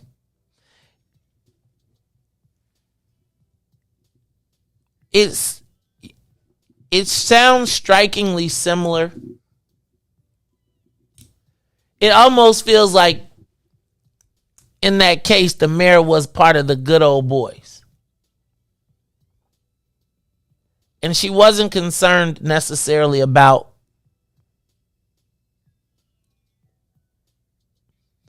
the woman. Like if you were Eddie Johnson back then, that's the response you want from the mayor, correct? Right? Like if somebody call you up and be like, yo, you got problems. This chick is over here acting up, and the mayor comes to you and says, look, I want that B reassigned and I want that effing S done today. As the man in that situation, you're initially happy about that being the response, as compared to the response being, are you crazy? You're fired. It seems as though the mayor was on the side of Eddie Johnson initially.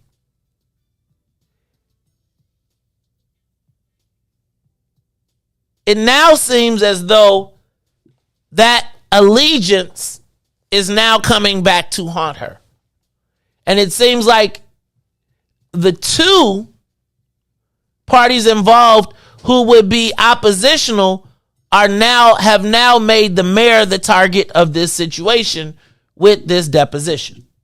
Is that making any sense to you right now? So essentially, the lawsuit, while both are being sued, essentially exposes the mayor for her part in this situation, or the role that she knew. If she knew that Eddie Johnson was having an illicit affair with someone in the office, and I think this deposition is supposed to prove that, did she have a responsibility to do something about it? And is that something about it having that be transferred today? Is that an acceptable response to a situation like that? What does that say to women? What does that say to... So let me ask another question. Is the officer, the subordinate officer, a victim if she was participating? Or did you think that because he was the boss, she felt the need, she had to participate? And what role is the role of the mayor in that if she knows that's the case?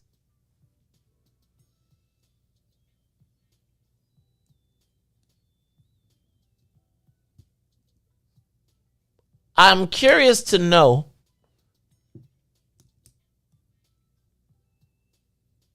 where the black women at. Right? Black women, help me out. Give us a call, 872-259-7474. In the case that the mayor found out that there was an illicit affair going on between Eddie Johnson and Miss Cynthia Donald, is the proper response to protect black women to get that be reassigned and have it happen today?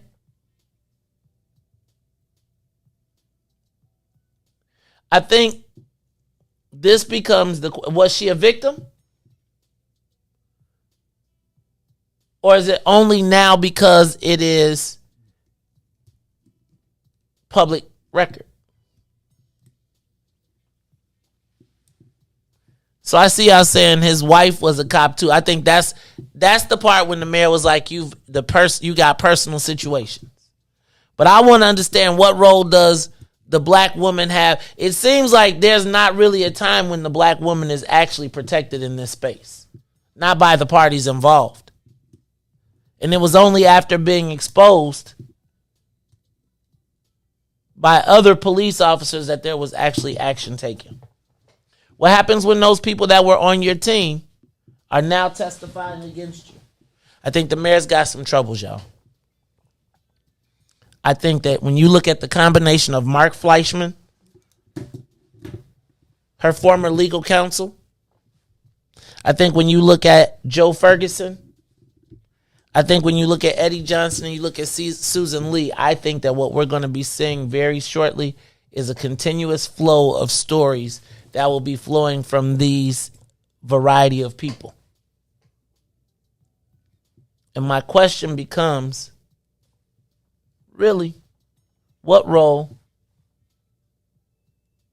What did the mayor know? And I guess I want to see these emails that's going to coming forth. All right, y'all, this is the Mace Jackson Show. I'm going to move on to my other topic.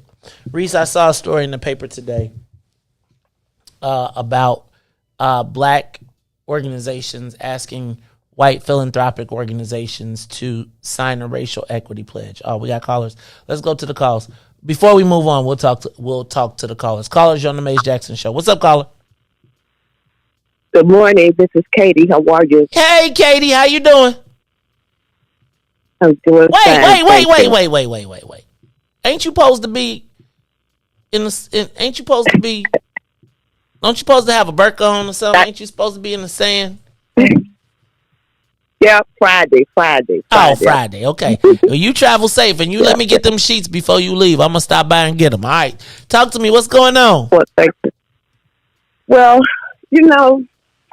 this has been very interesting. I'm trying to figure out the timeline of everything, as far as when the mayor found out that he was messing around. Well, what happened when he was found in the car? This was after he was found out he was messing around. No, this right? was before. This was all before. So she had already had this information and knew. And part of the reason she was so upset with him was because she had already known. And that it continued. So, yeah. The mayor has made a lot of mistakes, and that makes me think that do we want to let somebody run our city that hasn't had any experience in politics? Because she just made a lot of mistakes. But as far as Johnson goes, with this lady, I think that she could have wiggled her way out the situation if she saw that she has a lot of responsibility, but the superintendent has even more responsibility. But still, she could have wiggled her way out the situation if she saw that it was heading down this line. The man is married. Why are you messing around this man? Why you let yourself get so close to this man? And I just don't think it was forced. Oh. I just don't think it was forced. I don't think it was forced either. I don't think it was forced. But I guess there's always. I mean, we've seen story after story after story of CEOs or bosses who have lost their entire pensions for having consensual relationships with people in the office. So I think it is. Look what's going on. Go ahead. Look what's going on in CNN. Top people had to resign because they were messing around, and McDonald's too. So McDonald's too.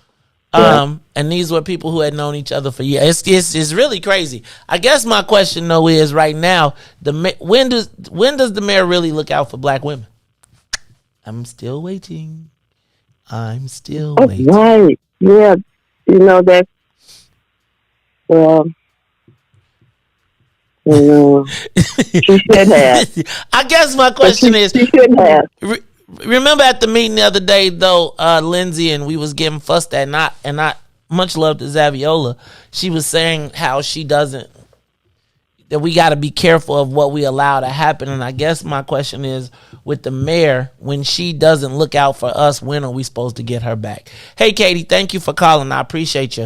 All right, that's the Maze Jackson Show on that topic. We're going to move on. Riis, I saw a story in the paper today about asking white philanthropic organizations to sign a racial equity pledge. And I think that is a good thing to do. I think everybody has their lane and is doing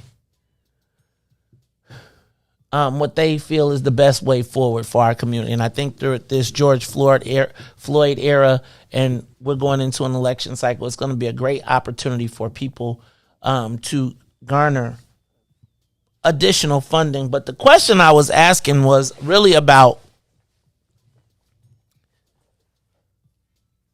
what should we expect white people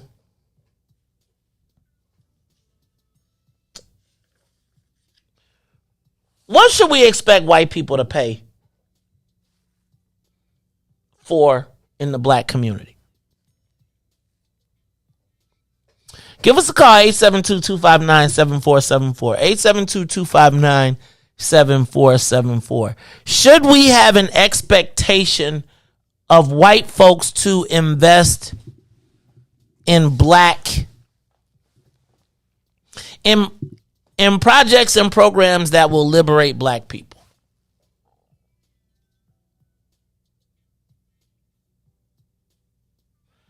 Should we have an expectation for white people? And then, if we do, what is the responsibility of black people to invest in our own self-interest? And then, who can? Give us a call, 872-259-7474. This morning I read an article in which philanthropic organizations, were encouraged to recognize the fact that they have not invested in good programming in the black community.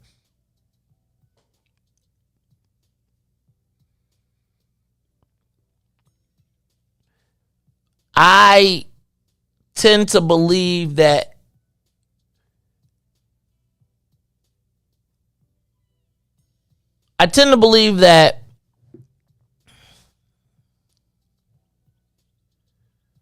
white people are strategic in what they invest in because they would not want to invest in something or someone that could potentially destroy them. So my question is, what expectations should we have of white people to invest in a black vision? And then I also want to know, who are the black decision makers, funders, and donors in Chicago that can make things happen? So I've come to the recognition that most of the times white philanthropic organizations are built around their self-interests.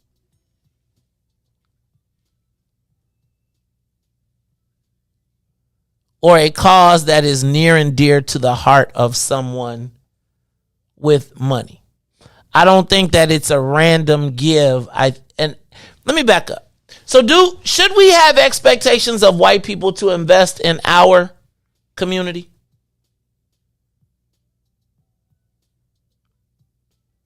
And why? Give us a call, 872-259-7474. What expectations should we have of white people to invest in black communities? Riis, go to the live line. Carla, you on the Mace Jackson Show.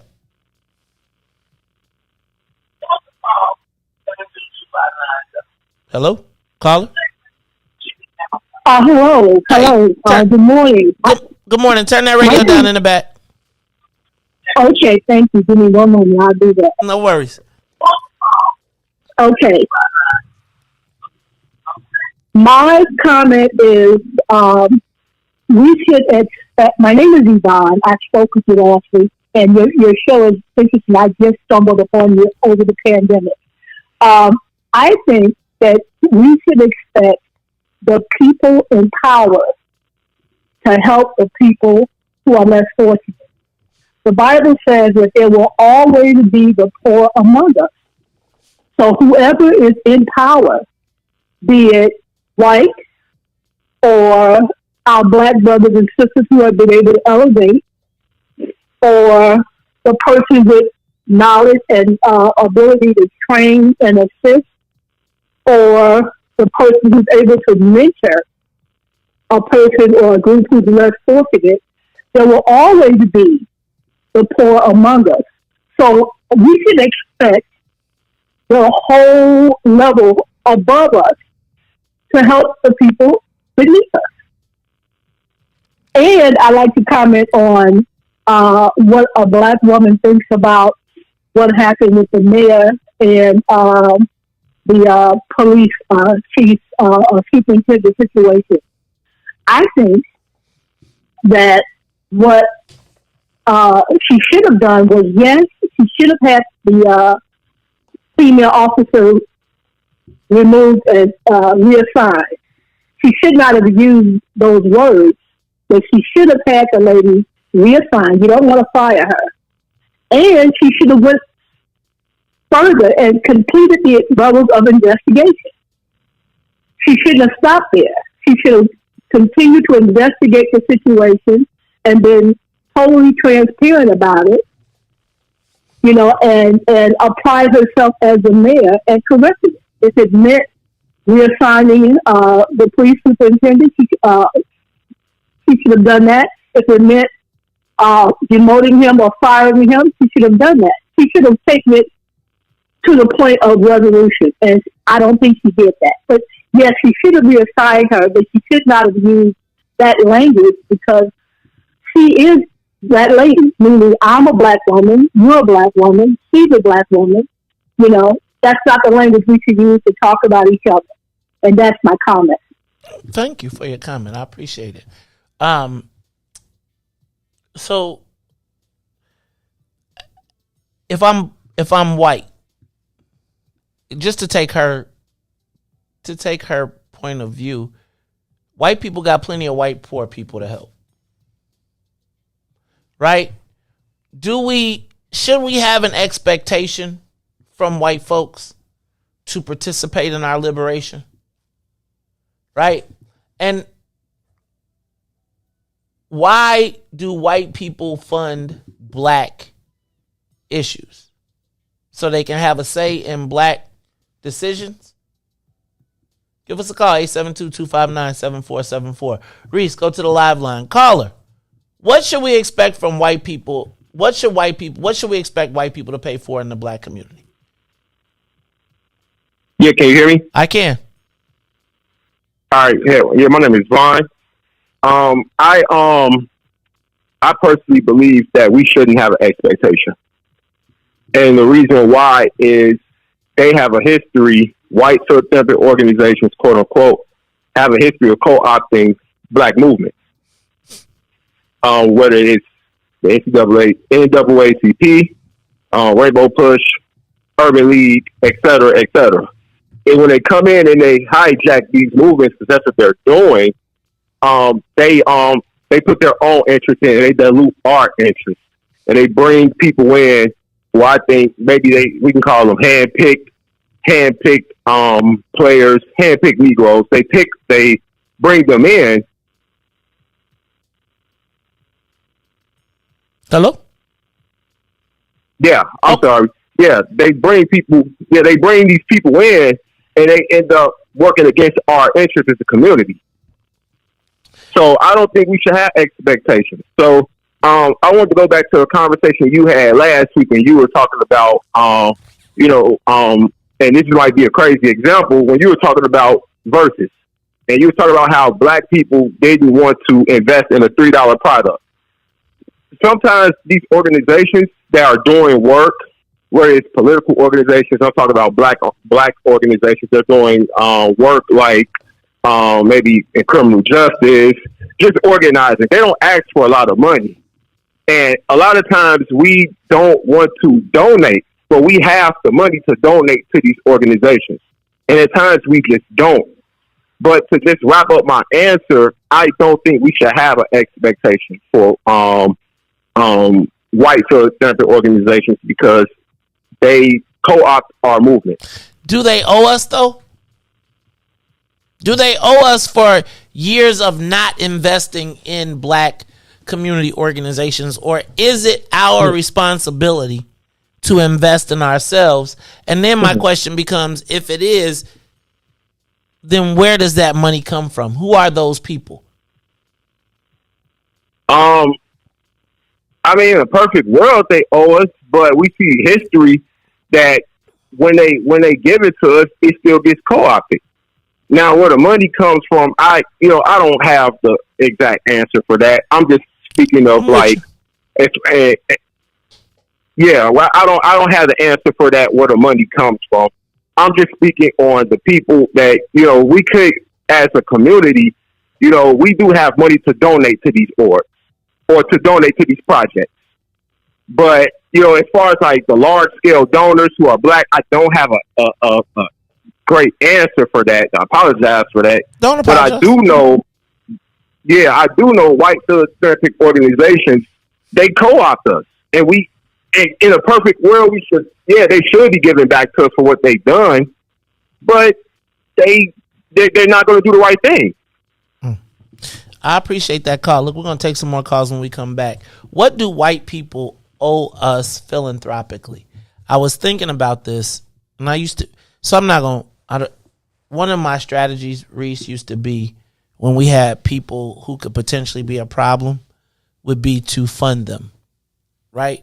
But underfund them so that they had money, but they had just a little less than what they needed, so that they would always remain dependent.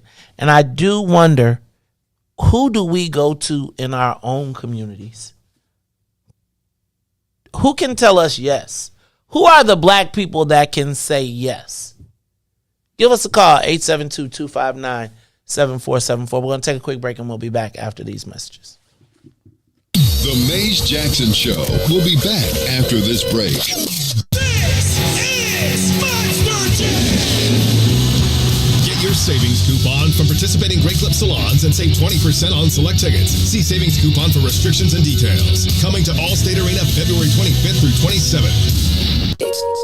Today, the Biden administration is releasing what it calls a new strategy to fight domestic terrorism. Following a 100-day review, federal officials are now laying out a new plan hoping to deter, detect, and prosecute domestic terror. They went to the Capitol waving their flags and looking for smoke. We was out there looking for justice. They was over there looking for votes. Ashley Babbitt was with him and told all the people that nothing could stop us. She climbed through the Capitol window, breached security, and called a shot, bro. The media say she a veteran. They paint the picture to make her look greater, but she disrespected the same country that she served. That makes her a traitor. They was fighting police, resisting arrest. On God, I couldn't believe it. I guess blue lives only tend to really matter when it's convenient. Hey, these are the times we witness in history, all because they did get a victory. United States is so contradictory. We get equal rights, that's a mystery. Politicians, they more like magicians. You know they got tricks up their sleeve. We point out the flaws that's up in this country. You know they gon' tell us to leave. Somebody try to help me understand it. Always seems like a double standard. They be out here leaving us empty-handed to certain rights we are not granted. The media's the culprit when it comes to the comparison. Cause when it comes to race, they always changing up the narratives. Terrorism. They say you a patriot, call you a hero. I call it terrorism. And that's on the real. You know what we know, I say it's terrorism. They say you a patriot, call you a hero. I call it terrorism. And that's on the real. You know what we know, I say it's terrorism. They say you a patriot, call you a hero. I call it terrorism. And that's on the real. You know what we know, I say it's terrorism. They say you a patriot, call you a hero. I call it terrorism. We still out here trying to get our reparations, but the government pump faking out here hesitating. I'm out here trying to keep my peace, so I keep meditating.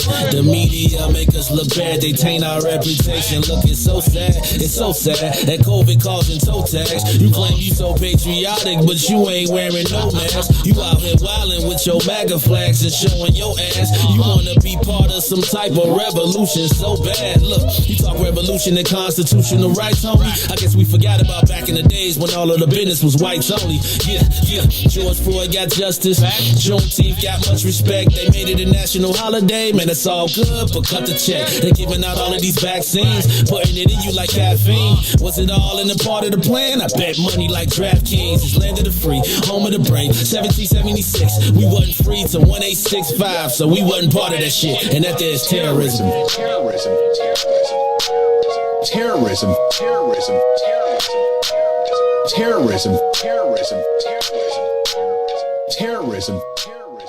Back to the Maze Jackson Show. You are listening to the most dangerous show in the morning. This is What's in It for the Black People Radio. Maze Jackson. Maze Jackson, the most vociferous advocate for black people in the world. For Ruthie Moore, for Todd Stroger, I am the host of the Maze Jackson Show, asking every single day, what's in it for the black people? And if you don't like it, you can still tell them Maze said, Mayor Lightfoot, man, we ain't accepting that. We ain't accepting that. Let's go. Yeah. Let's get down to business and go ahead and address the facts, man. Lightfoot seems more lesbian than black. Rahm Emanuel's another case. He was just as tired. 50 closed schools left much to be desired. Police had Anjanette naked on that body cam. They suppressed the footage so it couldn't touch a lot of hands. Reminds me of that 16 shots in that cover up. Both of them similar, so I went and dug it up. George Floyd killed, a lot of riots happened in the town. Southside burned and they wouldn't let them bridges down. Grandmother sick, need a prescription and plus a couple groceries. You gon' have to travel just to get it now. COVID-19 out here shutting all the business down. Not enough SBA loans to even give around. So many failed businesses that you can put them in the pile. If you don't survive the pandemic, it's gon' sit you down. We sing, dance, play ball, entertain, and crack jokes. Government infested black neighborhoods with crack smoke. System that milked us so bad, we got lactose. Still trying to find out what's in it for us black folks. We sing, dance, play ball, entertain, and crack jokes. Government infested black neighborhoods with crack smoke. System that milked us so bad, we got lactose. Still trying to find out what's in it for us black folks. Shout out to Willie Wilson, hope one day you get to send it. We need some different players in the game to handle business. Too many shady characters like Madigan and Blago. But when you really break it down, it's typical Chicago. City full of gangsters, it's what the land was built on. Same streets with hood legends, DNA gets spilled on. Carjackers out here lurking, trying to get they steal on. Looking for a block to put them Hellcat wheels on. Let this give bogus appraisals a red line. Car crackers out here getting minimal fair time. And I'm concealed carry, I stay with the pipe. But Illinois gun laws giving minimal rights. Stay up on the swivel, make sure I'm moving tight. Check all of my mirrors when I pull up to the light. Pick my homie up from out of town, man, he caught a flight. He was hella nervous, told him, shorty, this is a way of life. We sing, dance, play ball, entertain, and crack jokes. Government infested black neighborhoods with crack smoke. System that milked us so bad, we got lactose. Still trying to find out what's in it for us black folks. We sing, dance, play ball, entertain, and crack jokes. Government infested black neighborhoods with crack smoke. System that milked us so bad, we got lactose. Still trying to find out what's in it for us black folks.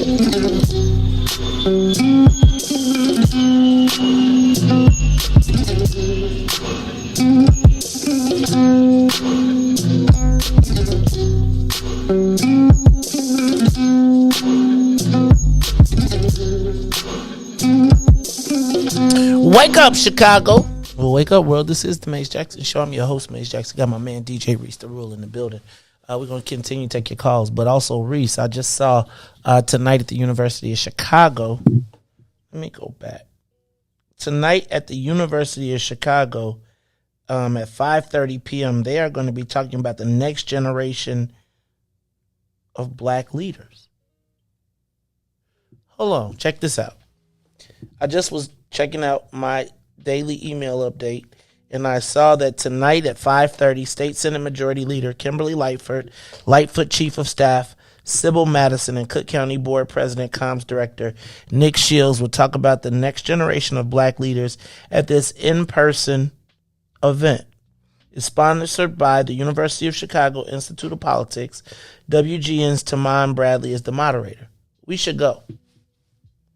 So let's go to we should go to this tonight. If you got time tonight, I think I'm definitely going. I want to hear this discussion on the next generation of black leaders. What time it start? 5:30. Riis, you want to go? You should go, man. All right, so all y'all that be talking that smack, I don't want to go by myself. So I'm going to post the link on my page, and we need to register. But we should go check that out.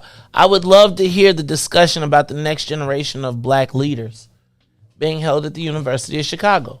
And who are the next generation of black leaders that they are discussing? Because this goes back to my point of Riis. Who should black people expect to help us? Right? And it's funny to me that the University of Chicago is sponsoring the forum on the next generation of black leaders, because I want to know what happened to this generation of black leaders. And it's almost like a marketing call. Who's going? And where are these leaders coming from? Who raised them?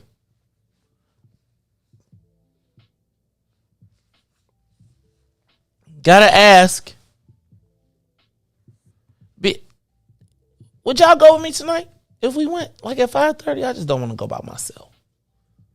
You know, because then there'll be... I do want to wear like a What's in it for the Black People t-shirt. I mean, sweatshirt, though. But like 5:30 at the University of Chicago, do I got to go by myself? I just want to listen. Again, can you imagine if we all came and we was just quiet and listened to the conversation? Like, we wasn't snapping, we wasn't going off, we wasn't shouting them down. Just imagine everybody in the room talking about the black leaders and the black leaders being in the room. Tamika, what you doing? Dr. Audrey, what you doing? Devin, what you doing? James Matthews, DJ Riis, Black Chicago. They talking about our next generation of leadership. You think we should be there? No?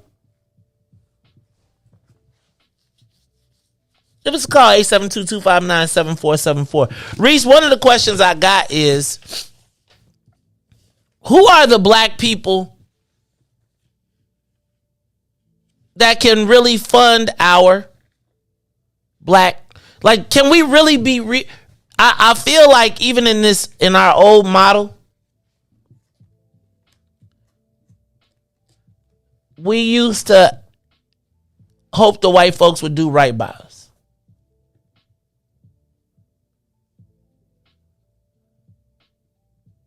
Riis, do you really think white people, even the benevolent white people, are going to participate in something that could potentially cause their demise? I don't know. Who should we expect to invest in black people? Give us a call, 872-259-7474. Also, tonight at 5:30, the State Senate Majority Leader, Kimberly Lightfoot Chief of Staff, Sybil Madison, and Cook County Board President, Comms Director Nick Shields will talk about the next generation of black leaders at this in-person event. Sponsored by U of Chicago Institute of Politics. WGN's Taman Bradley is the moderator. You have to go to the Institute of Politics, Next Generation of Black Leaders, and register. I'm going to register. I'll post a link on my page so you can register as well. But we need to go to that tonight. Like, would y'all come with me? Like, could we just go and just listen and just watch? I'll just be curious to know what the conversation is. What they talking about? Can we get our kids there? Can they be part of that? Go to the live line. It's the Maze Jackson Show. Caller, you on the Maze Jackson Show. Good morning, Maze. Star. Hey, Star Cunningham. Star, we got to get you in here. We got to figure this out. What's going on, sis? We gonna work on that, Maze. Got to wait for the weather to warm up, but I'll be down there. Okay. So I'm going to your questions about the funding and the financing, and I'm looking at you on big TV. So if I need to shut up, just wave. So my niece, a little black girl, a golf pro sponsored a golf club, and it was a $500 application fee, and it was designed for black people. When we got my niece enrolled and down to this golf club and she started participating, she was the only black person there and the only little girl there. Because in that application, it talked about how if they weren't able to fill all of the slots would then go, it included white girls too, because they are minorities. And anyway, you know how that goes. When she got down there, she was the only little black girl and she was the only black person. There was a lot of little white girls. There was even some white boys. And this was a golf pro, and this was a philanthropic thing that was set up by this golf person to get more black people to play golf. I'm saying that to say that even when white people set up something that's philanthropic, they find their way to make certain that they benefit from it somehow. You also asked about where's the black money in Chicago. Those names are easy to find. You go to Google, you put in venture capital. It's the same names that you talk about, mention on your show, on a regular basis. Don Thompson and John Rogers, and it's that same list of black people.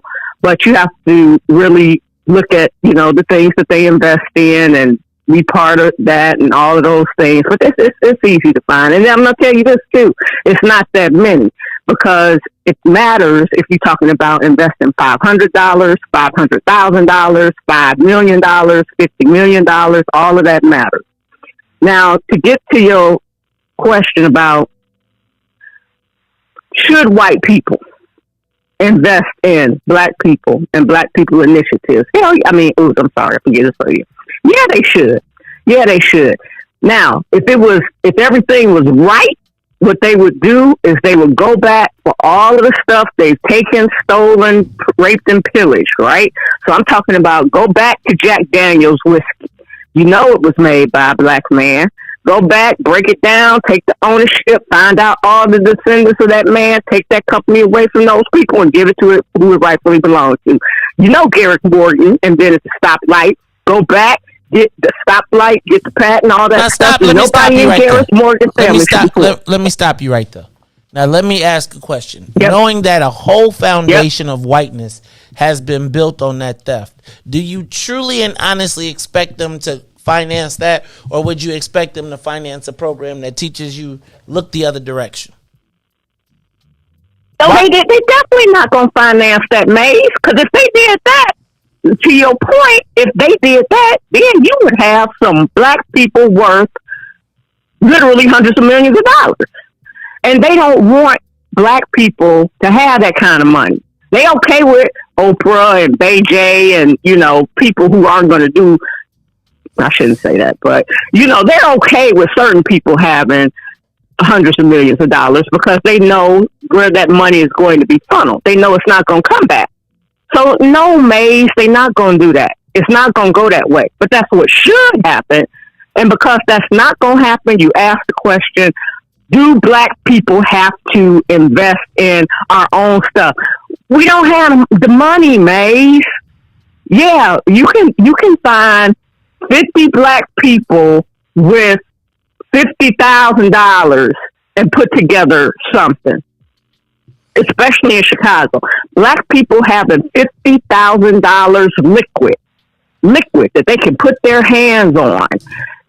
It doesn't happen that way for us. It's just a few. It's a few of us.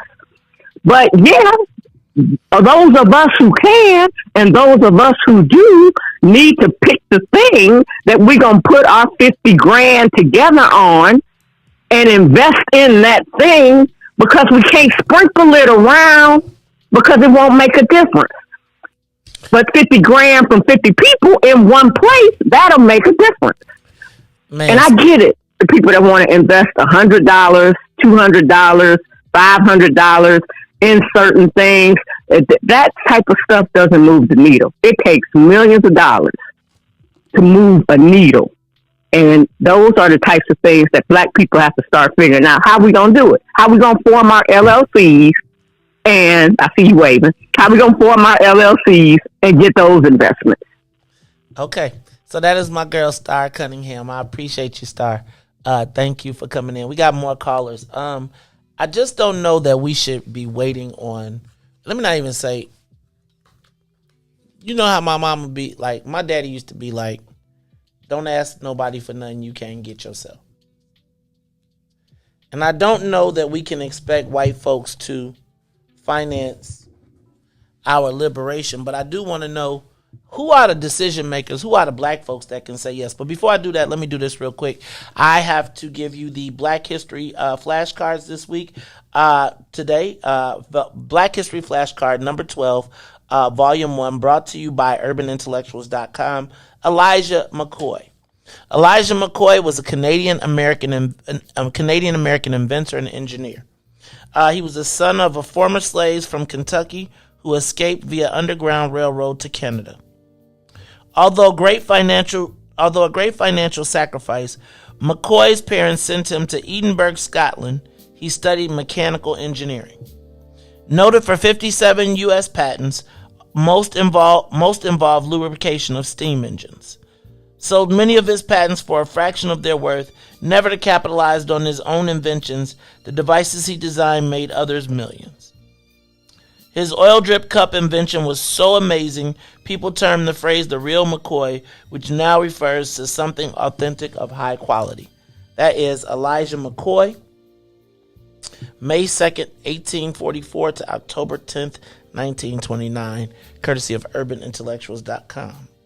Next up is Black History Flashcard number 29, Madam C.J. Walker, December 23rd, 1867 to May 25th, 1919. She was an entrepreneur, a philanthropist, and political social activist. She was the first black female self-made millionaire in America, world's most successful female entrepreneur of her time, and one of the most successful African Americans. Made her fortune by developing and marketing a line of beauty and products for black women. Made financial donations to numerous organizations and became a patron of the arts. In 1993, inducted into the National Women's Hall of Fame in Seneca, New York. That is Madam C.J. Walker, December 23rd, 1867 to May 25th, 1919, courtesy of Urban Intellectuals. Hey, y'all, what role should white people play in our liberation? Give us a call, 872-259-7474. Riis, go to the live line. Caller? Shalom. What up, Big Jake? Everything's good. And real quick about Madam C.J. Walker, she was the beginning of beauty products. Yeah, that's what she brought out, perm and straightening combs. That was the beginning of our women not loving themselves and their natural hair. She brought up that perm. That's how she got rich so quick.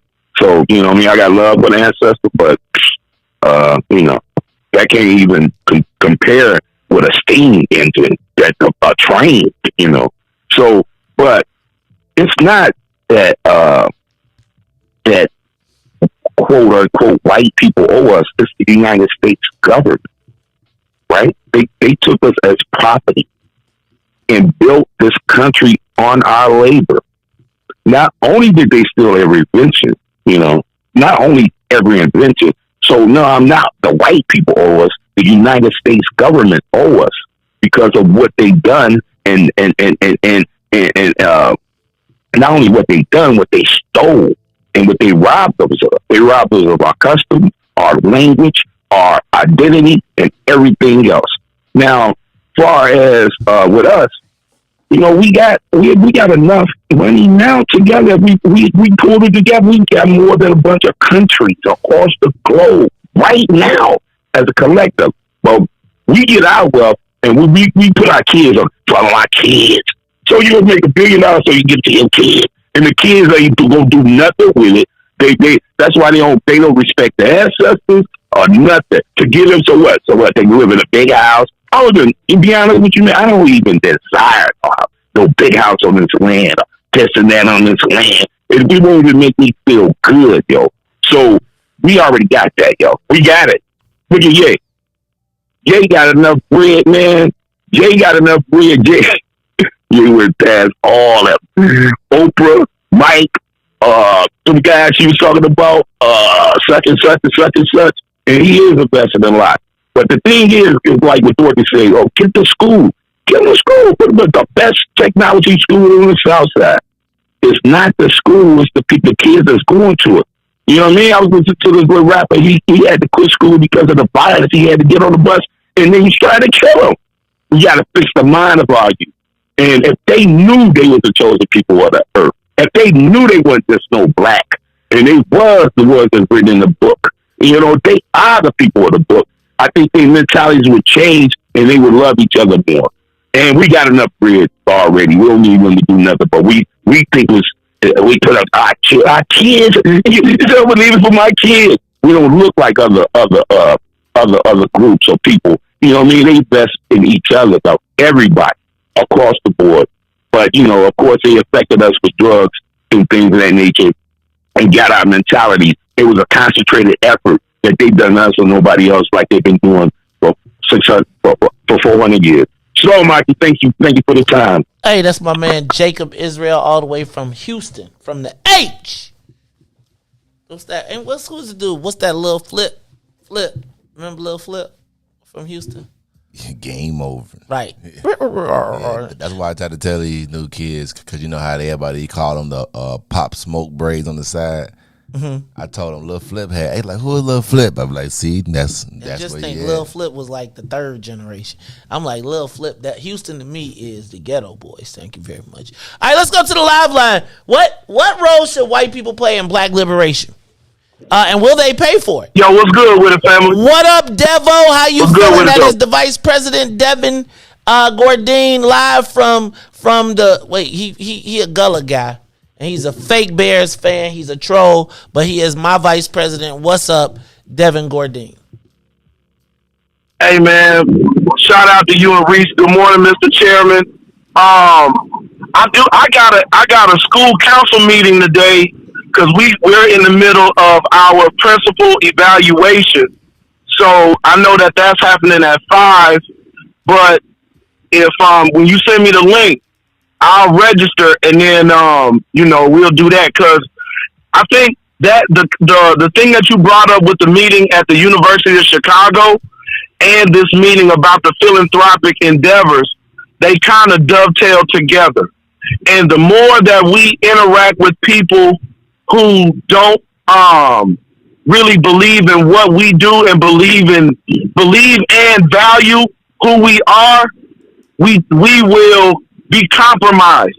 So if I'm going to go talk to these people about black leadership and I'm not confident in my leadership ability, I could potentially be compromised, or they can potentially pick us off or gather information about us or any of that. Same thing with the philanthropic endeavors. They can take our ideas and then repackage it, sell it back to you for your own demise. So how do we come up with a solution? Here's what I think. I think, people like Melissa Tanya's Irvin as the treasurer, she should be engaging with the black community and develop new investments that would be protected by the growth of the city. So if you're going to put me out of the city and the city is going to grow, at least I should be able to benefit monetarily from that. It ain't right, but at least we benefiting from something, instead of you just pushing me out and then I'm not getting anything. So we got to, like I said, if it's not a policy thing, it's a hustle, bro. Because all they can do is say, yeah, we'll give you 10% of low-income housing. And you don't make low-income housing, they import somebody, and then you outside of your neighborhood. So beware the Negro deal. And don't lay down with dogs if you don't expect to get fleas. And the mayor was bogus, and she knew about that stuff. And it's all about accountability, man. Accountability. Leaders lead. You do the right thing by your people, and you don't screw over the system. And when you see something being wrong, you stand up and you say something. And again, that's what she's failed to do on multiple occasions. All right, that's my man, Devin Gordine. He is the vice president of What's In It for the Black People. Also, Devin, to those people that were here at the 34th Ward, he will be getting you your information very shortly. All right, last call. Well, not the last call. We'll continue to take your calls. Caller, you on the Mace Jackson Show. Hello. Uncle Mace. Brother Mace. Hey, Uncle Rosie. What's up, man? How you feeling? Good to see you Saturday. Yeah, it was a joy seeing both you and Devin this weekend. Coincidentally, Brother Devin, if you're listening to me, what made the subject today is exactly the kind of conversation we attempted to have at the meeting Saturday, if you recall. And what I would like to say is up front that to both you and Maze, really the answer to the dilemma, how do we finance our political activities, might well be locked up in that conversation I had with you, Devin. Now, to get back further, how should we act to the idea of maybe working with white folk? Well, number one is how do you sell the package?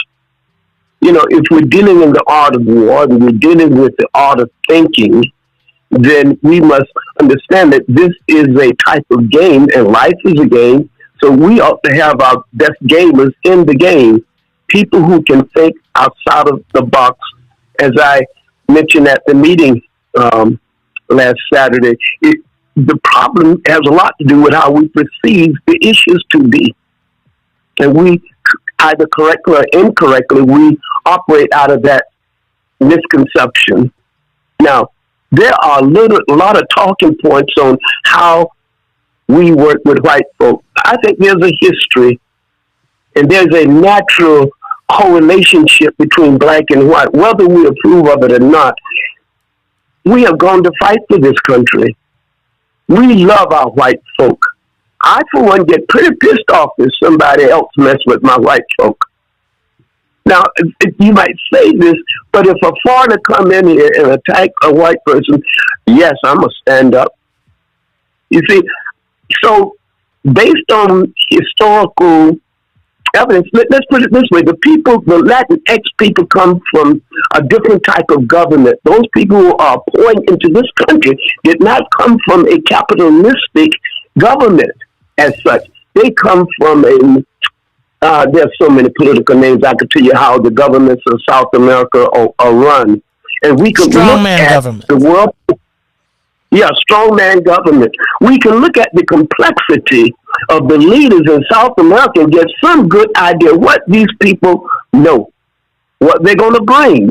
Now, we can begin to anticipate that, and we can begin to talk to our white American brothers, about, would you rather us there? You remember Django? I'm not saying we play that role, but we got to think. We got to be thinkers because they think 5-10 years ahead of us. Those plans are there. So maybe there's a way. How do you package? Say the dark arts. I love it. I love it like I love religion. And I'm a Judeo-Christian. I'm a faithist. I believe in the art of believing. And trust me, I hope to see you tonight, God willing. Levee or break. You know what that means? Sometimes that levee break. But we got to stand up. We got to start correlating. We got to stop saying how bad we are. Because you talk about how bad we are, that's all you're going to see. And that's all you're going to get. There's another side of this multiplexed black creation that has been created on this earth. We don't see the beauty of it. Love you guys. Appreciate you, Uncle Rosie. Appreciate you. All right, y'all. This is the Maze Jackson Show. We're going to take a quick break. After we come back from the break, I want to talk about economic participation in the Nygga Deal. Yeah, I got a couple questions or some concerns or some things. And then I really do actually, y'all get y'all phone calls ready because I do want to talk to you about what is going on in this gaming industry and our way forward. We'll talk about it when we come back. The Maze Jackson Show will be back after this break. This is Fox Virgin. Get your savings coupon from participating Great Clip salons and save 20% on select tickets. See savings coupon for restrictions and details. Coming to Allstate Arena February 25th through 27th.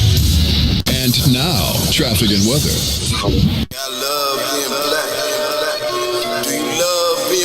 Good morning. What's in it for the Black People Media family? The time is now 8:39 a.m. I'm Riis the Ruler with your Chicagoland area traffic and weather report.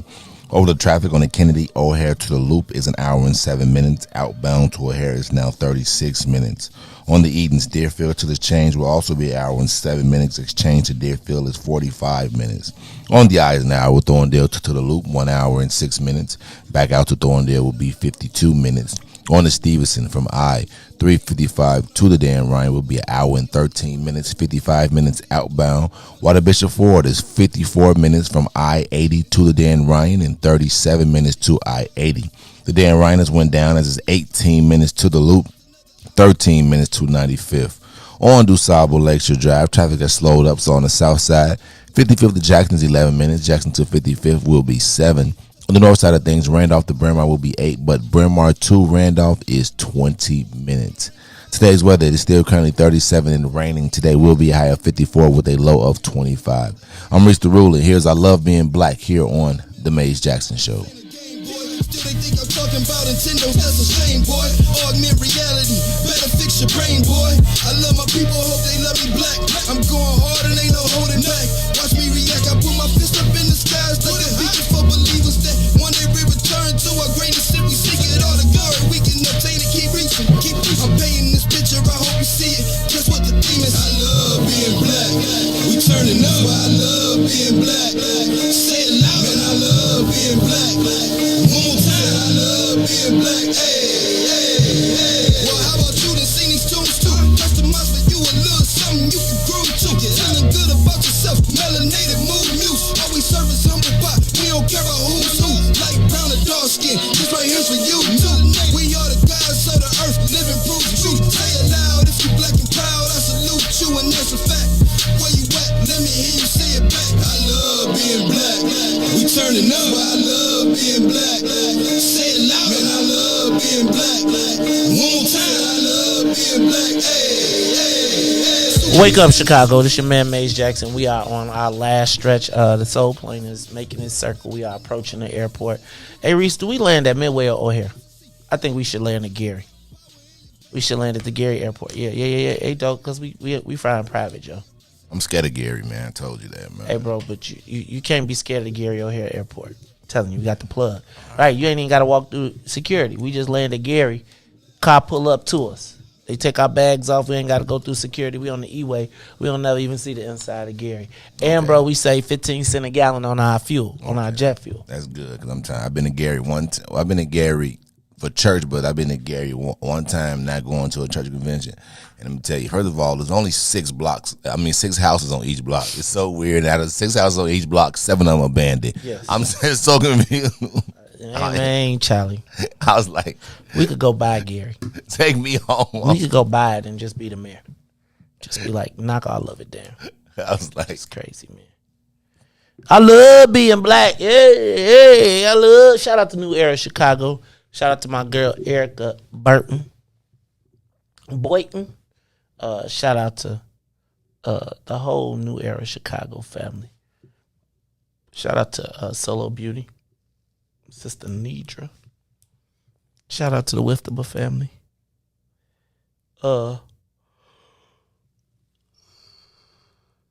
Riis. Sorry, excuse me. Riis. So, y'all know I've been plugging away, fighting, trying to get us a space. I feel like we lost our space in the cannabis space, and so I've been fighting in the gaming space. And so there's 5 people bidding. There's 5 bids for the casino, Riis. But of the 5 bids, 4 of them belong to 2 people. And so a couple months ago, we had the owners of Parkway Gardens here on the Maze Jackson Show. Now, part of the reason we had the owners of the Parkway Gardens on the show was because there was some back and forth, and there was some back and forth regarding the conditions at Parkway Garden. And then at the same time, Bishop Trotter reminded us that they were also a casino bidder. And so Corey Brooks set up a meeting in which I had the opportunity to talk to the owners of Parkway Gardens. As I tried to explain to many people, I am not the housing advocate. I look for the opportunities for black folks and try and create the opportunities. In the meeting, 100% on 100, they were like, Maze, we'd love to have you as an investor in the casino that we have that's going up. Now, I want to point out to you that just a couple days ago, the McCormick Place said that they would be a bad place for the casino to go because they already have a lot of convention and tourism business there, which is one of the locations that one of the bidding groups has.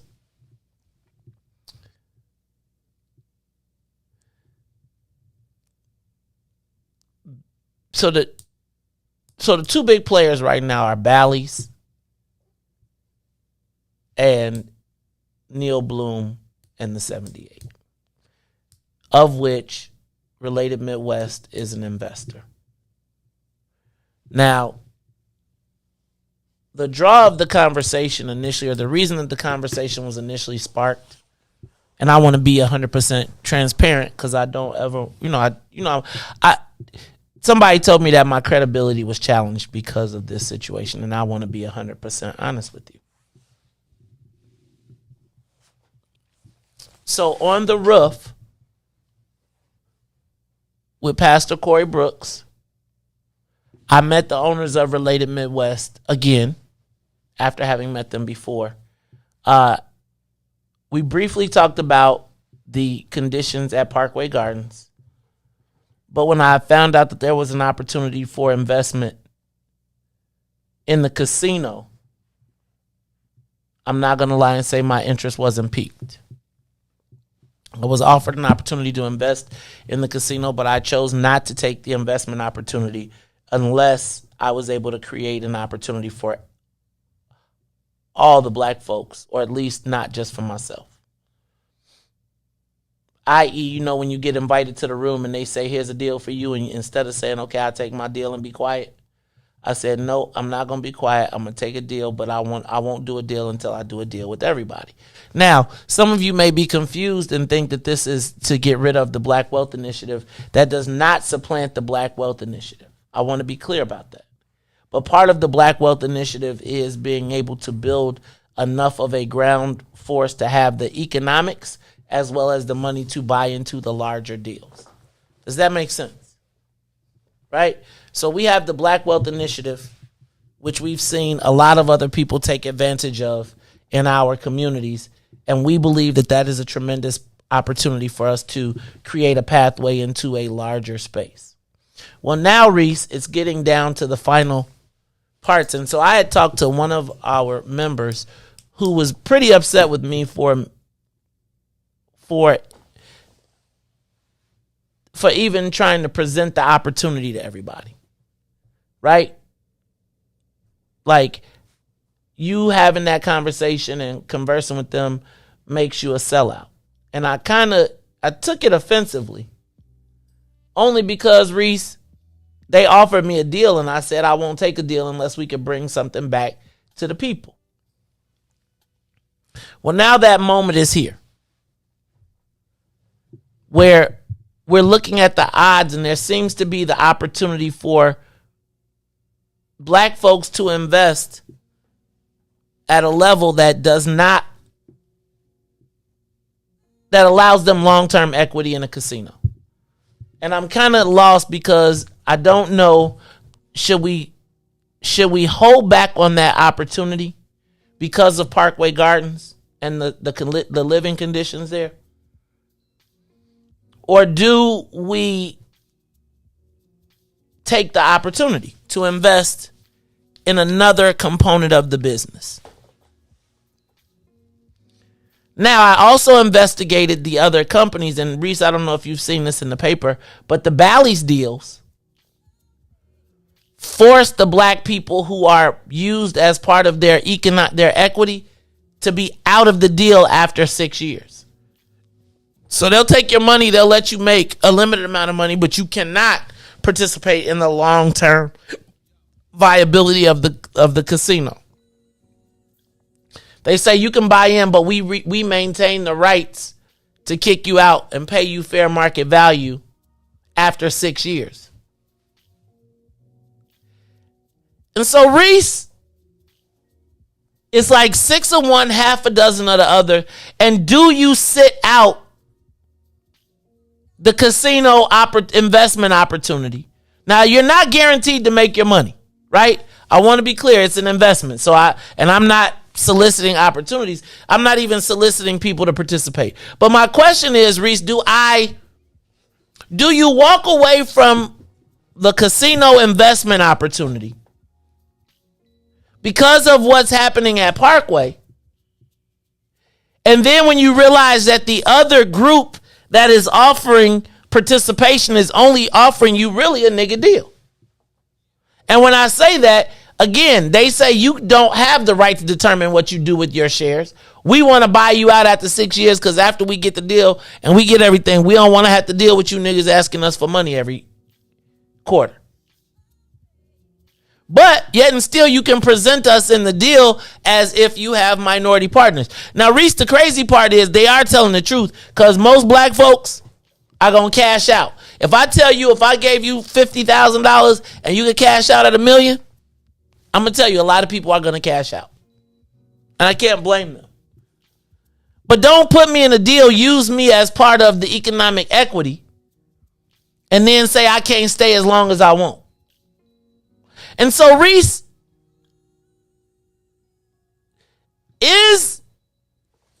would it be compromising my integrity?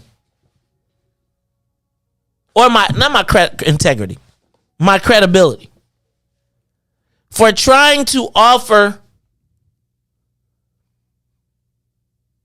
black folks the opportunity,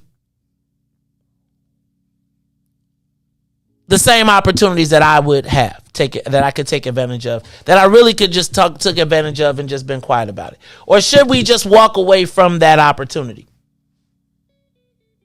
How does that work, guys? It's funny because people would tell you, hey man, walk away from that opportunity. Walk away from that investment.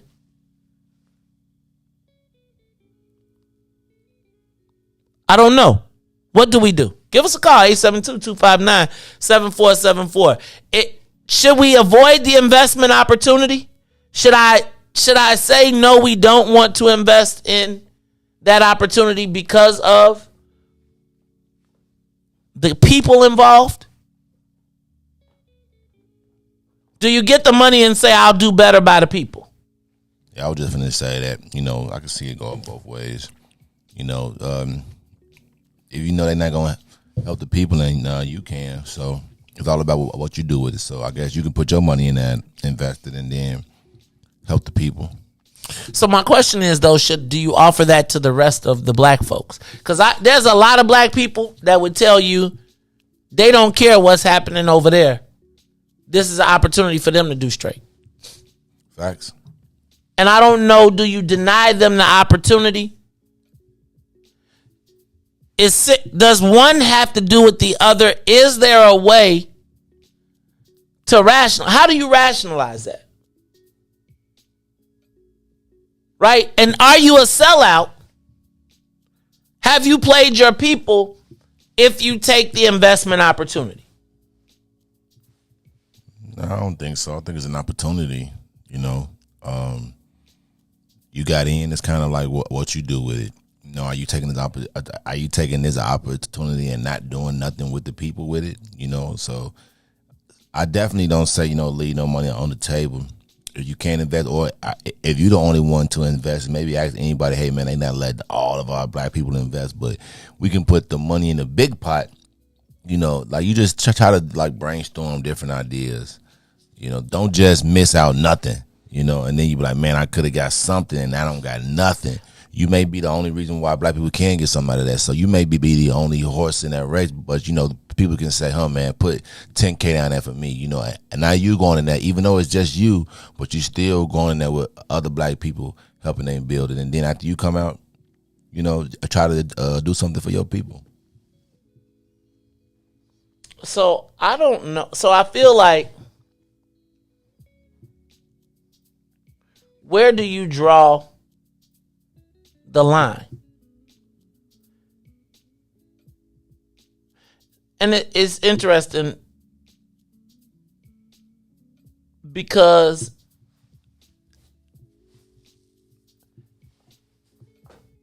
right now most people put the money in the bank. If they getting 2 points on their money, they excited. Right? If you getting 2 points back on the money you getting in your bank, you're in a great space. And I don't know, Riis. It was kind of tough to be like in the fight every single day, and then for somebody to say your complete credibility is completely compromised because you've always said we're looking to create economic opportunities, right? And I don't know that. I don't know a lot of black folks that have 150,000 or 200,000. I do know quite a few that have 10.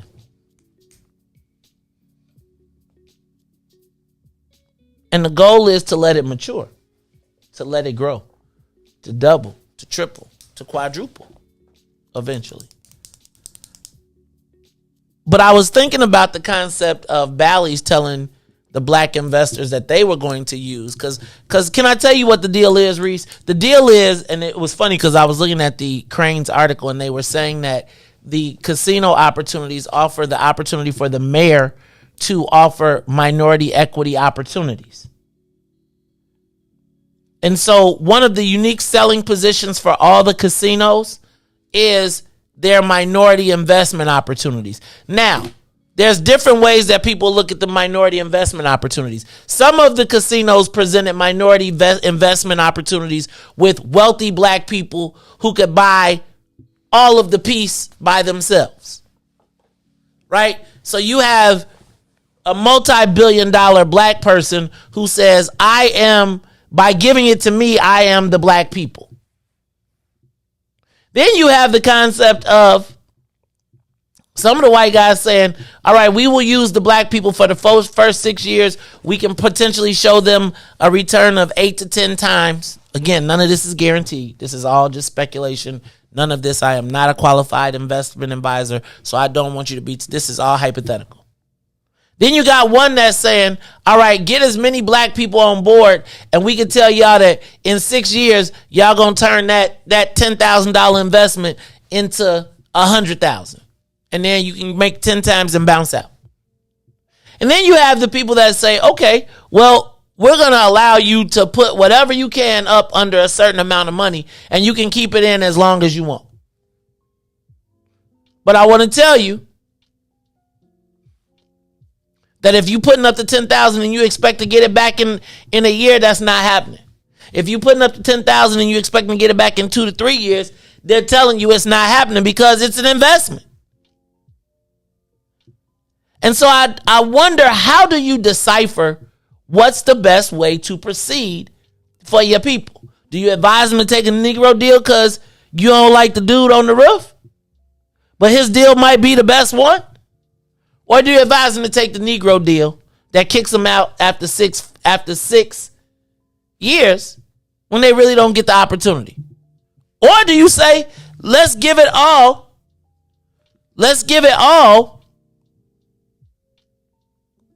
to the rich black people who say, let me be the black people, let me be the black people's investment again? It's the Maze Jackson Show. Give us a call, 872-259-7474. Beecham, I'm on the radio, so you have to call me after 9 o'clock. It's the Maze Jackson Show. Go ahead, Riis. Caller, you on the Maze Jackson Show? Good morning, Maze. Byron here. Byron! Vice President of the Phone Club. What's up, dog? You know you still Vice President. Hey, when it comes to money, I got to call. Hey, when it comes to investing, there are a lot of black folks that think about it, but don't do it because it's a risk-reward situation, right? Right. And in any risk-reward situation, first, like I told you before, it's family first. Then, after family, can you help uplift other folks along with you, right? So whatever situation gives you a chance to uplift, take care of your family, and uplift the family, the Negro family, the black family, whatever you want to call it, that's the deal you take. And I don't think it should just go to one person. You got to spread it around. You got to spread the wealth around, right? Right. Because the more you spread the wealth around, the more you help other people, and you hope that those people will help spread it around some more. Because that's the end goal for all of us to be eating from the tray, right? From the table. No matter how small, whatever it is, this place we get, let everybody get a chance to eat at it. And hopefully build upon that. We got to build upon something. Just to who cares? There's no perfect business situation. There's no perfect business situation. Everything has to be analyzed, right? It's a tough decision. But if you can motivate the masses of the people along with your family, like I said, family's always first. If you can help as many people as you can, that's the deal you take. And with good conscience, you sleep good at night. What do you think? I feel like I sleep good at night regardless. It's just funny to me how many, like I told y'all, that's part of the reason I didn't want to be an activist, because y'all got all these rules. And it's like, At the same time, we got black folks asking for white folks with money to fund our freedom. I don't know. Is there any more calls on that line?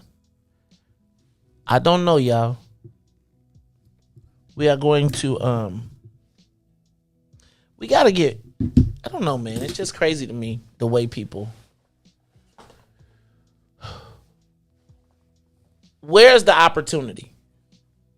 How do we score? We can't slap a white boy down. Everybody's been complicit in stealing from us.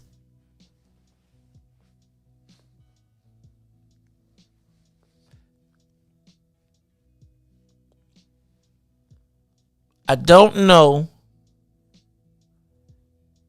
that we can have a revolution if we can't pay for the bullets. I just don't know. Maybe it's a mental revolution. Maybe it'll be virtual in the metaverse. But then you got to buy you some Oculus goggles. Just telling y'all, man, we have got to really be serious about our freedom.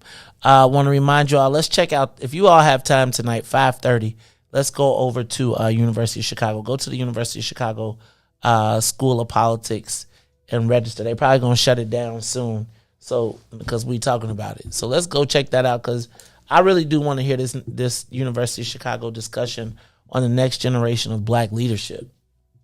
The University of Chicago hosting that forum? No shade. Who they invite? Any of y'all kids get invited?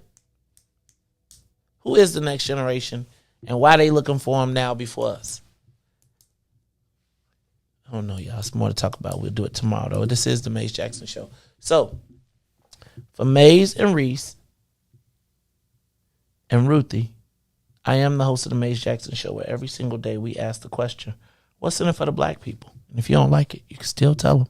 Maze said, we out of here. Peace. Let's get down to business and go ahead and address the facts, man. Lightfoot seems more lesbian than black. Rahm Emanuel's another case. He was just as tired. 50 closed schools left much to be desired. Police had Anjanette naked on that body cam. They suppressed the footage so it couldn't touch a lot of hands. Reminds me of that 16 shots in that cover up. Both of them similar, so I went and dug it up. George Floyd killed, a lot of riots happened in the town. Southside burned and they wouldn't let them bridges down. Grandmother sick, need a prescription and plus a couple groceries. You gon' have to travel just to get it now. COVID-19 out here shutting all the business down. Not enough SBA loans to even give around. So many failed businesses that you can put them in the pile.